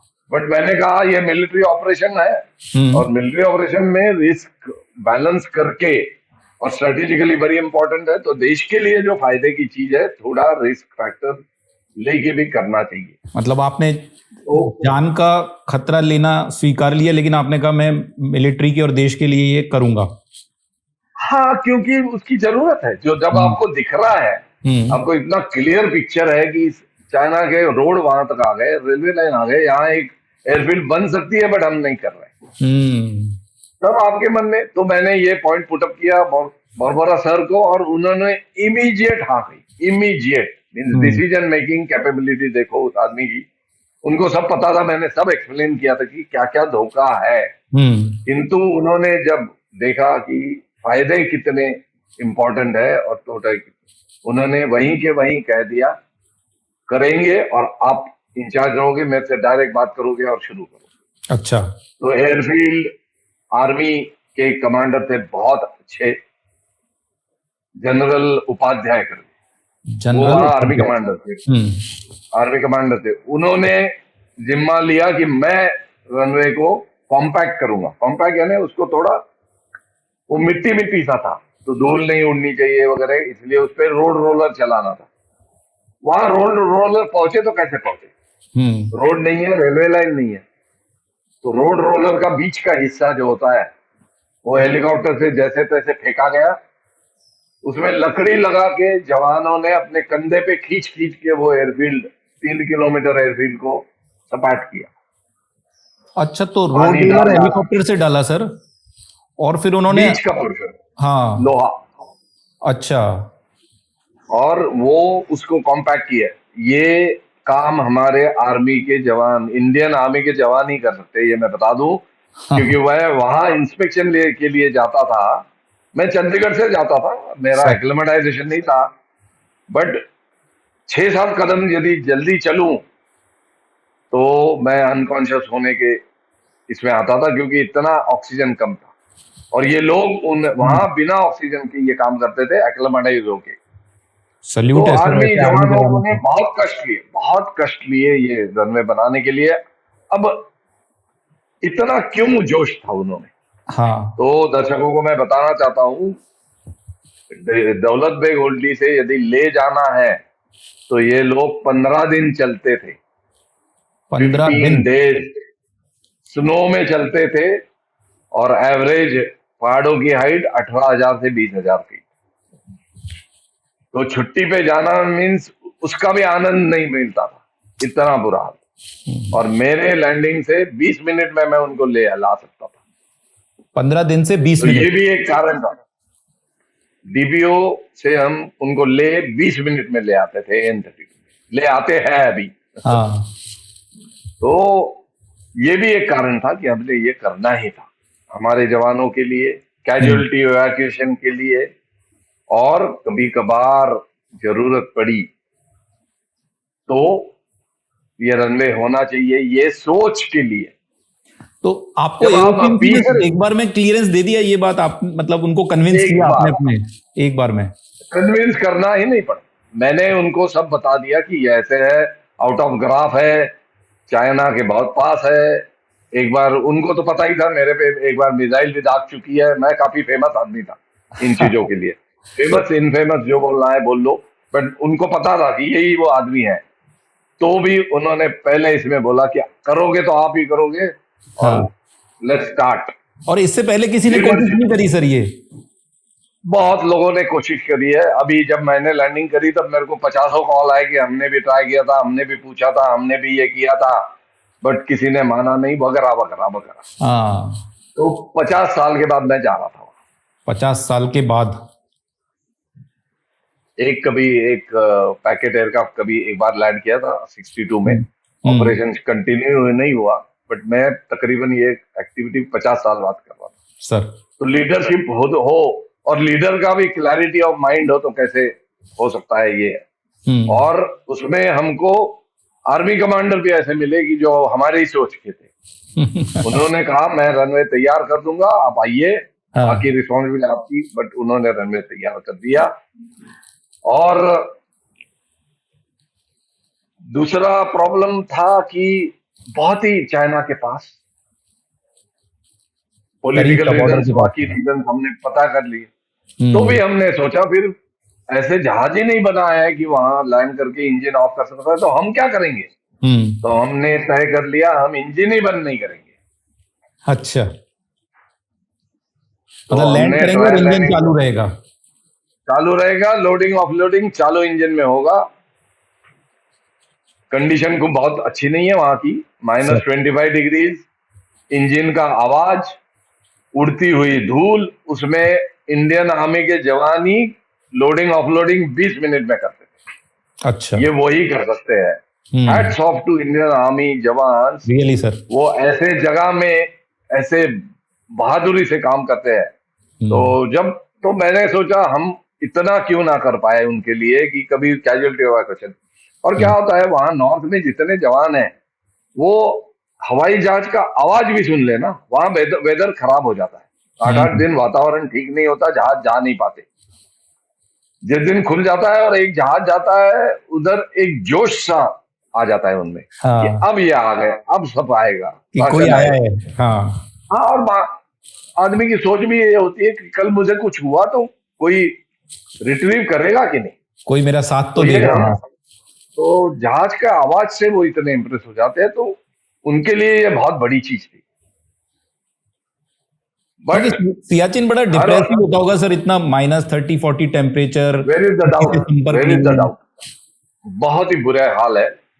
यानी आम जनता के वर्ड में बताना है तो, बट हमारे जवान काफी उधर एक्लेमेटाइज कर रोक के काम करते हैं। बट सीएनसी साहब ने तो बोल दिया करो, इधर आर्मी कमांडर ने कह दिया, बट सीएनसी साहब ने कहा बाकी भी तो है, मेंटेनेंस वालों को भी आपने कॉन्फिडेंस दिलाना है कि जहाज को कुछ नहीं होगा। और तो उन्होंने एक मीटिंग बुलाई, अच्छा। ईस्टर्न एयर कमांड में, और उन्होंने कहा आप वहां आके ब्रीफिंग करोगे। वहां कौन कौन बैठे थे? मैं ग्रुप कैप्टन था, हाँ। बाकी सारे एयर मार्शल और एयर वाइस मार्शल्स थे। और पूना में एक ऑर्गेनाइजेशन है, रनवे रिहेबिलिटेशन एंड, वो सब रनवे कहाँ बनना है, सॉइल स्ट्रेंथ कितना है वगैरह देखती है। वो प्राइवेट ऑर्गेनाइजेशन, सिविल ऑर्गेनाइजेशन है सर। उनके रेप भी आए थे। तो उनको इसलिए बुलाया था कि हम डीवीओ में कच्चे पे लैंड करना चाहते हैं, आप बताइए सॉइल स्ट्रेंथ ठीक है कि नहीं, करे कि नहीं। इसलिए वो आए थे।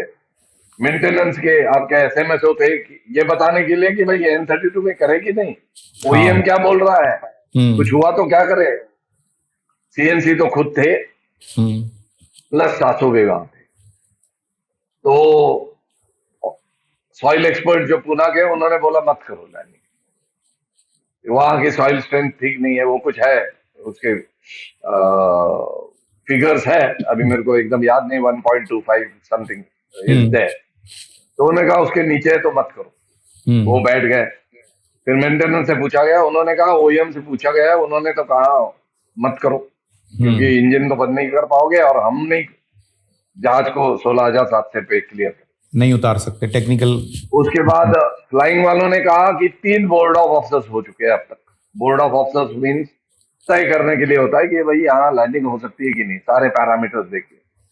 तो 3 बोर्ड ऑफ ऑफिसर हुए थे, एवीएम रैंक के लोगों ने किए थे। अच्छा। और तीनों ने कहा था ओवर द ईयर, 5-5 साल के बाद, 10-10 साल बाद, ऐसे 3 हुए थे कि भाई यहाँ लैंडिंग मत करो। तो अब मेरी बारी आई, मैं खड़ा हो गया वहां। मैंने कहा मैं ना सॉइल एक्सपर्ट हूँ, मेंटेनेंस और टेक्निकल मेरे जहाज के बारे में मुझे सब पता है, फ्लाइंग मेरे को पूरा पता है, और मेरे को सबसे बड़ी बात पता है कि सामरिक महत्व इस जगह का बहुत है और मिलिट्री ऑपरेशंस के लिए बहुत है, तो हमने ये करना चाहिए। अच्छा। और रिस्क फैक्टर हमने सोच लिया है। हाँ। इंजन बंद कर नहीं पाएंगे वगैरह सब सोच लिया है, आउट ऑफ ग्राफ है, बट तो भी हमने ये करना चाहिए। ऐसे करके मैं बैठ गया, सीएनसी साहब खड़े हुए, कहता मैंने सबका सुन लिया है, अब हमने डिसाइड कर लिया है कि हम वहां लैंड करेंगे। तो आपके जो कोई ऑब्जेक्शन हो, कुछ हो, वो आप लिखित में देते रहिए।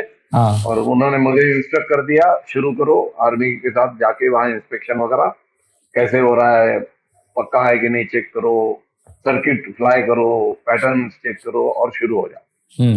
तो मैंने 1.5-2 महीने वहां 4 चीजें थी जहाज के अगेंस्ट। नंबर 1, लैंडिंग स्पीड बहुत ज्यादा थी। जैसे मैं 220 किलोमीटर पर आवर पे बाकी एयरफील्ड पे जहाज को बिठाता हूँ, वहां लैक ऑफ ऑक्सीजन और सब होने के बाद ट्रू एयर स्पीड ज्यादा होती है। तो 220 यदि रखी तो भी 280 से मैं जहाज को नीचे लाता था। अच्छा। टेक्निकली थोड़ा ये डिफिकल्ट है चलना, बट जो टीएस और आईएस जानते हैं, इंडिकेटर एयर स्पीड और ट्रू एयर स्पीड, तो तकरीबन 60 किलोमीटर का डिफरेंस था। तो उससे क्या हो सकता था, टायर रिम से हिल जा सकता था। ज्यादा स्पीड पे लैंड करो तो ये होता है। हाँ। दूसरा, वहां धूल थी बहुत, तो इंजन धूल खींचेंगे तो फिल्टर हमेशा ज्यादा क्लीन करना पड़ेगा वगैरह वगैरह। तीसरा, ब्रेकिंग इफेक्ट उसका थोड़ा अलग था। चौथा, जहाज ज्यादा फ्लोट करता था क्योंकि टैक्स बहुत ज्यादा। बट हमारे टेक्निकल ऑफिसर ने इतना इस चीज पे काम किया, गंडोला जो इंजन को कवर करता है उसको गंडोला कहते हैं, वो लूज हो जाता था, वो लैंडिंग से, बम्प से वगैरह वगैरह वगैरह। हमारे टेक्निकल ऑफिसर ने तकरीबन त्रिपाठी, विंग कमांडर त्रिपाठी करते थे, उन्होंने स्पेशल चेक्स तय किए अच्छा। Special check. हम्म। तकरीबन 15 से 16 स्पेशल चेक करते थे हम। AN-32 को जो जहाज को ले जाना है उस पे वो स्पेशल चेक करते थे, और लैंडिंग करके आने के बाद फिर से वो चेक करते थे। ऐसे कर करके हमने तकरीबन 50 से 55 सॉर्टी करी। उसके बाद गए थे ट्रायल लैंडिंग के लिए, बट उसके बाद सक्सेस होने के बाद लोड ले जाने लगे, कैजुअलिटी इवैक्यूएशन करने लगे। उसके बाद मैं जब मेंटेनेंस कमांड में था, सॉरी एयर हेडक्वार्टर में था, तो मैंने C-130 के लिए भी अच्छा। ट्रायल लैंडिंग करवाई। और इसका फायदा है, when you sweat in peace, पसीने बहाओ शांतता वाले वातावरण में, तो लड़ाई में खून कम बहता है। Correct if sir. You sweat in peace you bleed less in the war. ये एग्जाम्पल है। यस। जब गलवान हुआ, गलवान होते ही चाइनीज ने अपनी फौज वहां लगा दी, और हमको अभी फौज बढ़ानी थी। यदि 2008 में मैं वहां लैंड नहीं करता तो सारी फौज ले जाती, 15 दिन पैदल चल के वहां जाती। DBO शुरू था तो C-130 ने वहां सारे सैनिकों को उतारा, और उसके बाद गलवान का क्या हुआ सबको पता ही। तो आप देखिए, क्लैरिटी ऑफ थॉट। 2008 में आप इतनी चीजों के अगेंस्ट, वेदर, टेक्निकल कंस्ट्रेंट, और वो डिसीजन आपका 20 साल बाद जब गलवान हो रहा है तब दिखाई दे रहा है सर। तो इसीलिए कहते हैं कि जो आप करते हो उसका इमीडिएट रिजल्ट मिलेगा, ऐसे नहीं है। मैंने जो किया मेरे को मिला। मेरे बॉस ही इतने अच्छे थे कि मुझे गैलेंट्री अवार्ड मिला DBO लैंडिंग के लिए, मैं शौर्य अच्छा। चक्र मिला मेरे को। हाँ। किंतु रिकॉग्निशन यदि गवर्नमेंट ने, सबने उसको रिकॉग्नाइज किया कि ये अच्छा काम था, वो होने के लिए 2020 को आना पड़ा। तब तक मैं रिटायर्ड हो गया था। अच्छा। किंतु मुझे उसका बिल्कुल बुरा ही नहीं लगता है, क्योंकि मेरे को ये क्लैरिटी ऑफ थॉट थी मेरी कि ये स्ट्रेटेजिकली इंपॉर्टेंट है, ये कभी ना कभी अच्छे काम आएगा, ये हमने करना चाहिए। आपने जैसे कहा गवर्नमेंट को नहीं चाहिए था, तो हमने गवर्नमेंट को बताया ही नहीं, और आर्मी और एयरफोर्स ने मिलकर कर दिया। तो आपने परमिशन के बाद वहां लैंड कर लिया सक्सेसफुली, कोई प्रॉब्लम नहीं आई? परमिशन लिया ही नहीं हमने। अच्छा। गवर्नमेंट से परमिशन ली नहीं। हाँ। आर्मी एयरफोर्स ने तय किया और हमने लैंड कर गए। परमिशन नहीं ली थी, बट उसके बाद सब सेटल हो गया। उनको भी पता चला, क्योंकि एक इंसिडेंट मैं यहाँ बताना चाहूंगा। 31 मई 2008 को मैंने लैंड किया। अच्छा। 1 या 2 जून को रात के 11 बजे मुझे कॉल आया कि जहाज लो और दिल्ली पहुंचो। जो अपने फॉरेन मिनिस्टर है, हाँ। वो तब प्रणब मुखर्जी साहब थे। अच्छा। उनको चाइना जाना है, तो उनको आपने ब्रीफिंग करना है कि DBO क्यों किया। अच्छा, ये DBO पे लैंड करने के बाद हुआ ये बात बताया ना। 31 मई 2008 को मैंने लैंड किया। 3 जून 2008 को उनको चाइना जाना था नॉर्मल विजिट पे, तो उनको पता था ये सवाल पूछा जाएगा। अच्छा। तो रातों रात मैं वहां गया, फिर दूसरे दिन एयर हेडक्वार्टर में गया, वहां उनको ब्रीफिंग करी कि casualty evacuation, rotation of troops, और हमारा जहाज कभी वहां बिगाड़ हुआ तो बाहर नहीं निकल सकता, तो लैंड करने के लिए ये 3 रीजन दे दीजिए। क्योंकि उनको डिप्लोमेटिकली करेक्ट रीजन चाहिए थे। ये नहीं चाहिए था कि आपके साथ वॉर फाइटिंग के लिए हमने किया। तो ये डिप्लोमेटिक, तो सरकार का तो ये था नहीं, क्लियरेंस था नहीं। ऐसा जहाज ही नहीं बना था जो ये हाइट पे लैंड कर सकता है। और वहां एक हाइट पे उतरने के बाद आपको अभी लैंड करना ही पड़ता है। मींस एक हाइट वहां डिसीजन है, डिसीजन पॉइंट है, तो उसके बाद आप ओवरशूट करके नहीं जा सकते। बड़े बड़े पहाड़ है, आना ही पड़ेगा नीचे, तो डिसीजन पॉइंट लेना पड़ता है, तो बैठना ही पड़ता है। तो ऐसे डिफिकल्ट है, वेदर खराब होता है काफी, स्नो भी पड़ता है वहां। तो ऐसे डिफिकल्टी के अगेंस्ट जाके हमने ये किया। तो इसमें तो क्लैरिटी ऑफ थॉट तो चाहिए ही थी।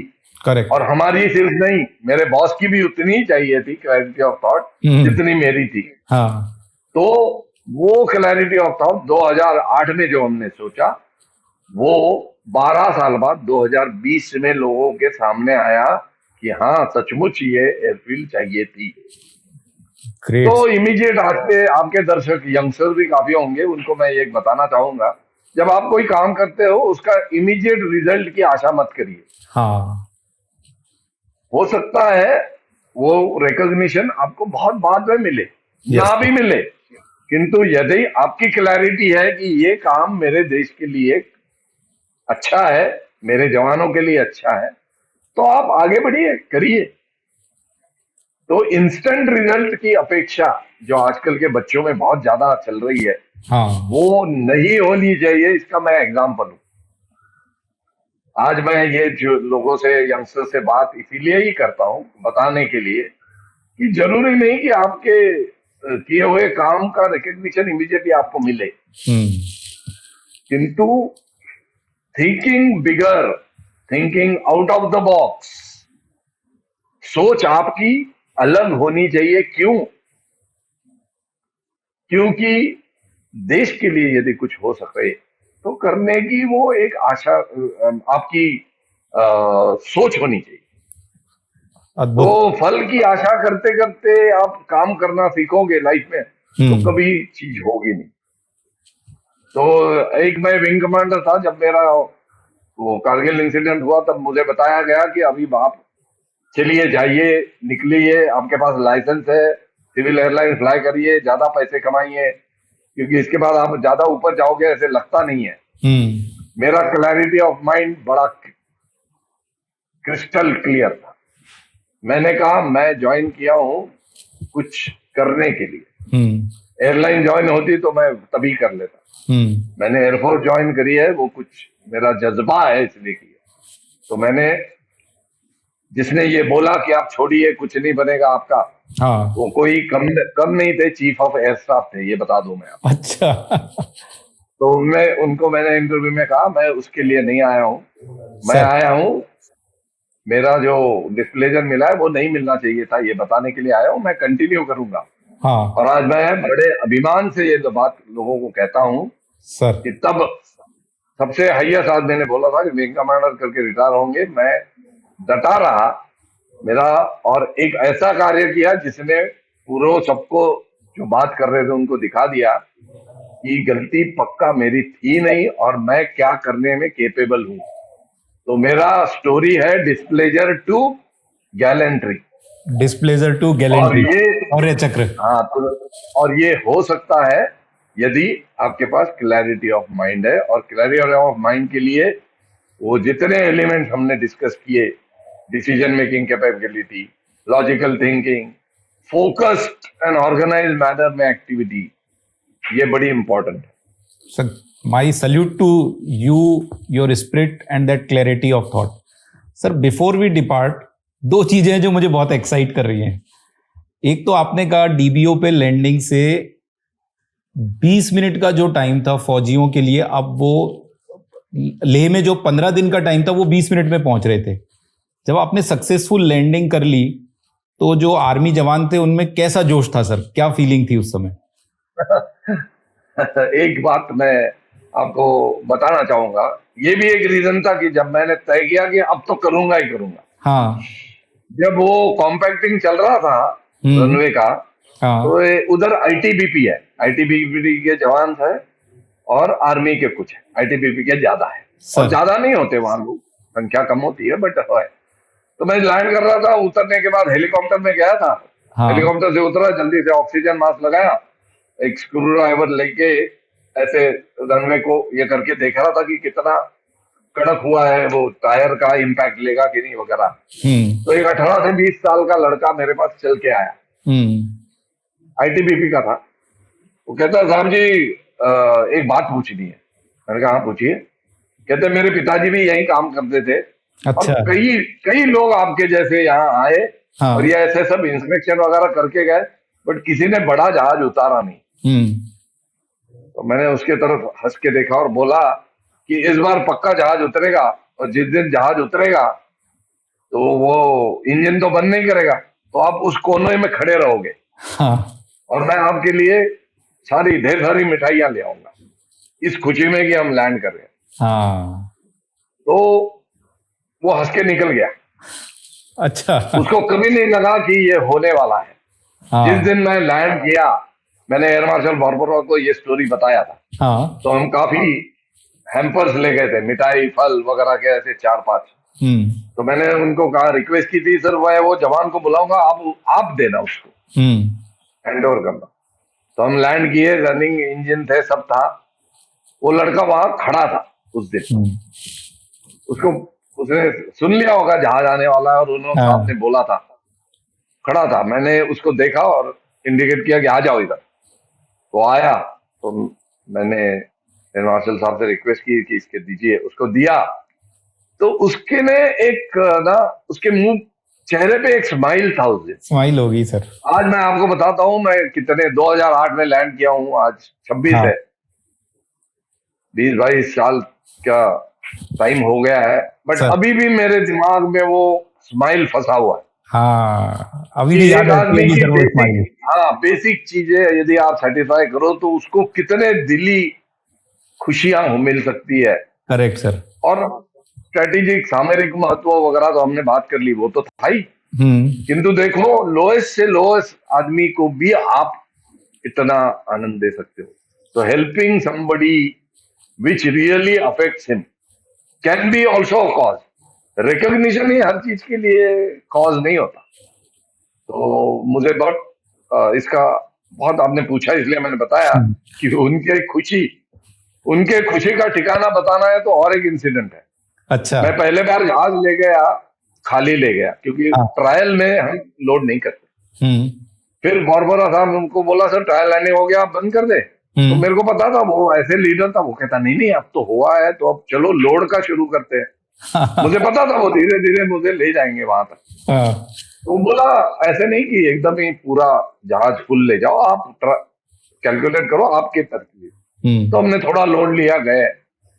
और लैंड करने के बाद मैंने डिसाइड किया, चलो कुछ आज लोग भी रिटर्न में भी ले सकते हैं, तो परफॉर्मेंस पता चलेगा टेक ऑफ का। हम्म। तो इंजन रनिंग थे, धूल उड़ रही थी, टेम्परेचर था -10 -15।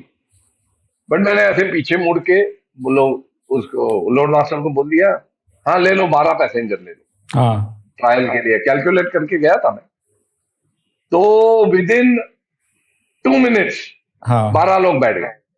12 तो लोग 12 विद इन 2 मिनट। बैठ गए। कुछ हाँ। तय नहीं था, बट बैठ गए, वो पैसेंजर रेडी बैठ गए। तो हम उनको लेके थॉइस गए। हाँ। थॉइस में लैंड करने के बाद मैंने दरवाजा नीचे किया, वो उतर रहे थे। तो वो पूरे ऐसे लाइन में खड़े थे कि कैप्टन हाँ। साहब आएंगे तो उनको हमको थैंक यू बोलना। हाँ। तो मैं गया, मैंने कहा उनको खुशी इतनी हो रही है तो जाता हूँ। मैं गया तो मैंने देखा एक के पास भी लगेज नहीं था। सारे हम्म। छुट्टी आए थे, किसी ने लगेज नहीं लाया। तो मैंने एक से पूछा, छुट्टी आए हो, लगेज नहीं है, कैसे हाँ। घूमोगे? हाँ। तो कहते सर लगेज लाने जाते तब तक तो आप निकल जाते, क्योंकि इंजन रनिंग थे, ज्यादा देर रुक नहीं सकते। हाँ। कहता है कपड़े वपड़े का छोड़ो, 15 दिन कौन चलेगा, 20 मिनट में आपने लाया, हम ऐसे 15 ही दिन ज्यादा घूमेंगे, बट मिलता है। छुट्टी। करेक्ट। तो आप सोचिए कितना इम्पैक्ट किया था एक लैंडिंग में उनपे। उनके लिए तो बहुत ही लाइफ इजी आउट हुआ। Super sir. और उसका, ये लैंडिंग का ये भी उतना ही महत्व है जितना मिलिट्री स्ट्रेटेजिक महत्व है, डिप्लोमेटिक। एक और चीज सोचने पे मजबूर करती है सर, आपने अपनी कहानी बताई डिस्प्लेजर से शौर्य चक्र गैलेंट्री अवार्ड तक। 2 लीडर थे, दोनों एयर मार्शल थे, और दोनों की अप्रोच में मतलब लीडर थे लेकिन अप्रोच में अंतर दिख रहा था क्लियरली सर। ये बहुत। तो आप ये कभी किसी ने लाना नहीं चाहिए कि जितना आदमी ऊपर जाता है उसकी लीडरशिप क्वालिटी के ही कारण जाता है। यस। कभी कभी सरकमस्टेंशियल हो सकता है, कभी कभी कॉम्पिटिटिव से हो सकता है, किंतु उसमें लीडरशिप क्वालिटी तो होती है। हाँ। बट जब आपको बैलेंस करना पड़ता है कि मेरा फायदा मैं देखूं या लीडरशिप को ज्यादा महत्व दूं, वहां कहीं वो गैप में कहीं लोग फेल होते हैं, कहीं नहीं होते। तो हाँ। ट्रू लीडर वही कहलाता है जो अपने नीचे वाले को अपने साथ लेके चलता है, उसको हाँ। अबेंडन नहीं करता। तो ये दो नेता, इसमें आप ये फर्क देखोगे। हाँ, और एक ने कोइंसिडेंस कहा देखिए, कि कोइंसिडेंस देखिए सर, दोनों में ही आपके साथ सीएनसी मतलब एयर मार्शल दोनों में बैठे हुए हैं आपके साथ, दोनों ही जगह पे, दोनों। है ना? बट आपको और एक बात बताऊं इनके बारबोरा साहब के लीडरशिप का, हाँ। उनको मेरा इंसिडेंट पता था। अच्छा। उनको वो भी तो लगा बताइए होगा हमें। कि मैं कॉकपिट में बैठूंगा तो ज्यादा मजा आएगा, किंतु हाँ। उन्होंने मुझे क्लियरली बोला था, मैं आप पे प्रेशर बढ़ाना नहीं चाहता हूँ, डीबीओ की लैंडिंग बहुत डिफिकल्ट है, हाँ। मैं जानता हूँ, तो मैं कॉकपिट में नहीं बैठूंगा, मैं पैसेंजर करके आऊंगा। हाँ। लीडरशिप। तो पूरे खाली जहाज में एक नॉर्मल टेम्पररी सीट पे बैठ के ये एयर मार्शल मेरे साथ डीबीओ आया। उसका कोई ईगो नहीं था, कुछ नहीं था, एक ही दिल में उनके था कि देश के लिए इतना महत्वपूर्ण कार्य मैंने अप्रूवल दिया है तो उसमें मैं रहूंगा। और पूरे लैंडिंग टेक ऑफ में कोई उन्होंने इंटरफेरेंस नहीं किया, जहाज जमीन पे उतरने के बाद ही उन्होंने अपनी। तो लीडरशिप जो एक्चुअल कहते हैं, तो व्हाट नॉट टू डू मेरा कारगिल था, and as a leader what to do मेरा डीबीओ था एग्जाम। तो आप उसके बाद मैं तब तो ग्रुप कैप्टन था, हाँ। फिर मैं एवीएन बना। तो ये दोनों चीजों ने मेरे को इतना सिखलाई दी कि एयरफोर्स में आप कभी भी किसी भी मेरे जूनियर से बात करोगे तो आपको ये वो एक ही बात बताएगा कि हमारे लिए ये आदमी बहुत ही जायज, अच्छा, लुक आफ्टर करने वाला था। Yes sir. ऊपर पूछोगे तो हो सकता है लोगों हाँ। को थोड़े ये हो, क्योंकि नीचे वाले लोगों का भला करने के लिए कभी कभी आपको ऊपर वालों से थोड़ा नाखुशी उनकी हो सकता है। लेनी पड़ती है। बट लीडरशिप यही कहती है। और लीडरशिप का दूसरा एक बहुत महत्वपूर्ण अंग ये है, जो मेरे इंसिडेंट से आपको दर्शकों तक पहुंच सकता है, कि जब आपातकालीन स्थिति आए या कोई इमरजेंसी हो या कोई फेलियर आपका आ रहा हो, तब आप कैसे लोगों से बर्ताव करते हैं, तब आप सिचुएशन को कैसे हैंडल करते हैं, तब आपका बिहेवियर क्या है, इसमें लीडरशिप उभर के सामने आती है। Great sir. नॉर्मल सर्कमस्टेंसेस में तो कोई भी लीडर बनेगा, यस। किंतु ऐसे इसमें जो लीडरशिप क्वालिटी दिखाएगा वो सही लीडर कहलाता है। मेरे साथ डीबीओ के बाद मैंने फुकचे में लैंडिंग करी, जो गलवान के बिल्कुल साउथ में है। इसमें हमने गवर्नमेंट की परमिशन ली थी। अच्छा। फुकचे 14,500 फीट है, वहां भी कच्चा रनवे है, वहां भी इंजन स्विच ऑफ नहीं हो सकते। और तीसरी लैंडिंग मैंने की 2009 में सितंबर में नियोमा में, वो 13,500 फीट पे है। आज नियोमा में मैंने तब सोचा, इसलिए आज नियोमा में फाइटर बेस बन रहा है। क्या बात है सर। किसी को पता नहीं था ये हो पाएगा कि नहीं। 2008 और 2026 में वो एयरफील्ड बन चुकी है अभी नियोमा, विटामिन सरफेस प्रॉपर। बहुत बढ़िया तो sir. What not to do से भी आप बहुत कुछ सीख सकते हो, ये मेरे को कहना है, और Yes. सीखना चाहिए। और अंतिम बात मैं ये बताऊंगा, आज के बच्चों के लिए ये ज्यादा महत्व रखती है कि फेलियर इज नॉट फेटल हाँ। And success is not final. ये बात मैं कोट करना नहीं चाहता हूं, बहुत कम करता हूं, बट ये मेरे लाइफ का सार है, इसलिए बता रहा हूं। फेलियर जो कंसिडर किया था कारगिल, मेरा फेलियर कंसिडर किया था, मेरी गलती नहीं थी तो भी, और मैंने एक्सेप्ट किया क्योंकि कैप्टन ऑफ द एयरक्राफ्ट था मैं। But failure is not failure, success is not final. ये नहीं डीबीओ किया बैठ जाओ, नहीं, मेरे यंगस्टर्स ने मेरे को और जोर दिलाया, सब डीबीओ हुआ आप और कुछ करते हैं और कुछ करते हैं। मेरी टीम मेरे लिए बहुत इंपॉर्टेंट थी।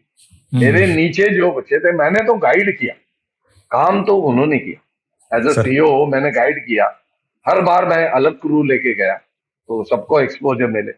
तकरीबन हर बंदे को कोई ना कोई कमेंडेशन मिला है तीनों लैंडिंग का। तो टीम का एफर्ट ज्यादा होता है। आप एज अ लीडर टीम को साथ ले कितना जा सकते हो, इसका बड़ा महत्व है। और Yes, sir. It is very true that failure is not fatal. Success is not final. It is the courage to continue that matters. Yeah. और मैंने कर दिया. My courage did matter in DBO. इसलिए मैं ये कोट आपको बताना चाह रहा था.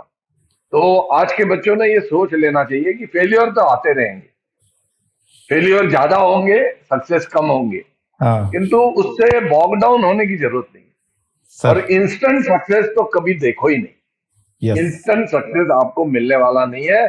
वो करोड़ों करोड़ों में एक आध आदमी को हो सकता है, किंतु हर आदमी ये सोचे कि मेरे को इंस्टेंट सक्सेस मिलेगा, तो वो मिलेगा नहीं.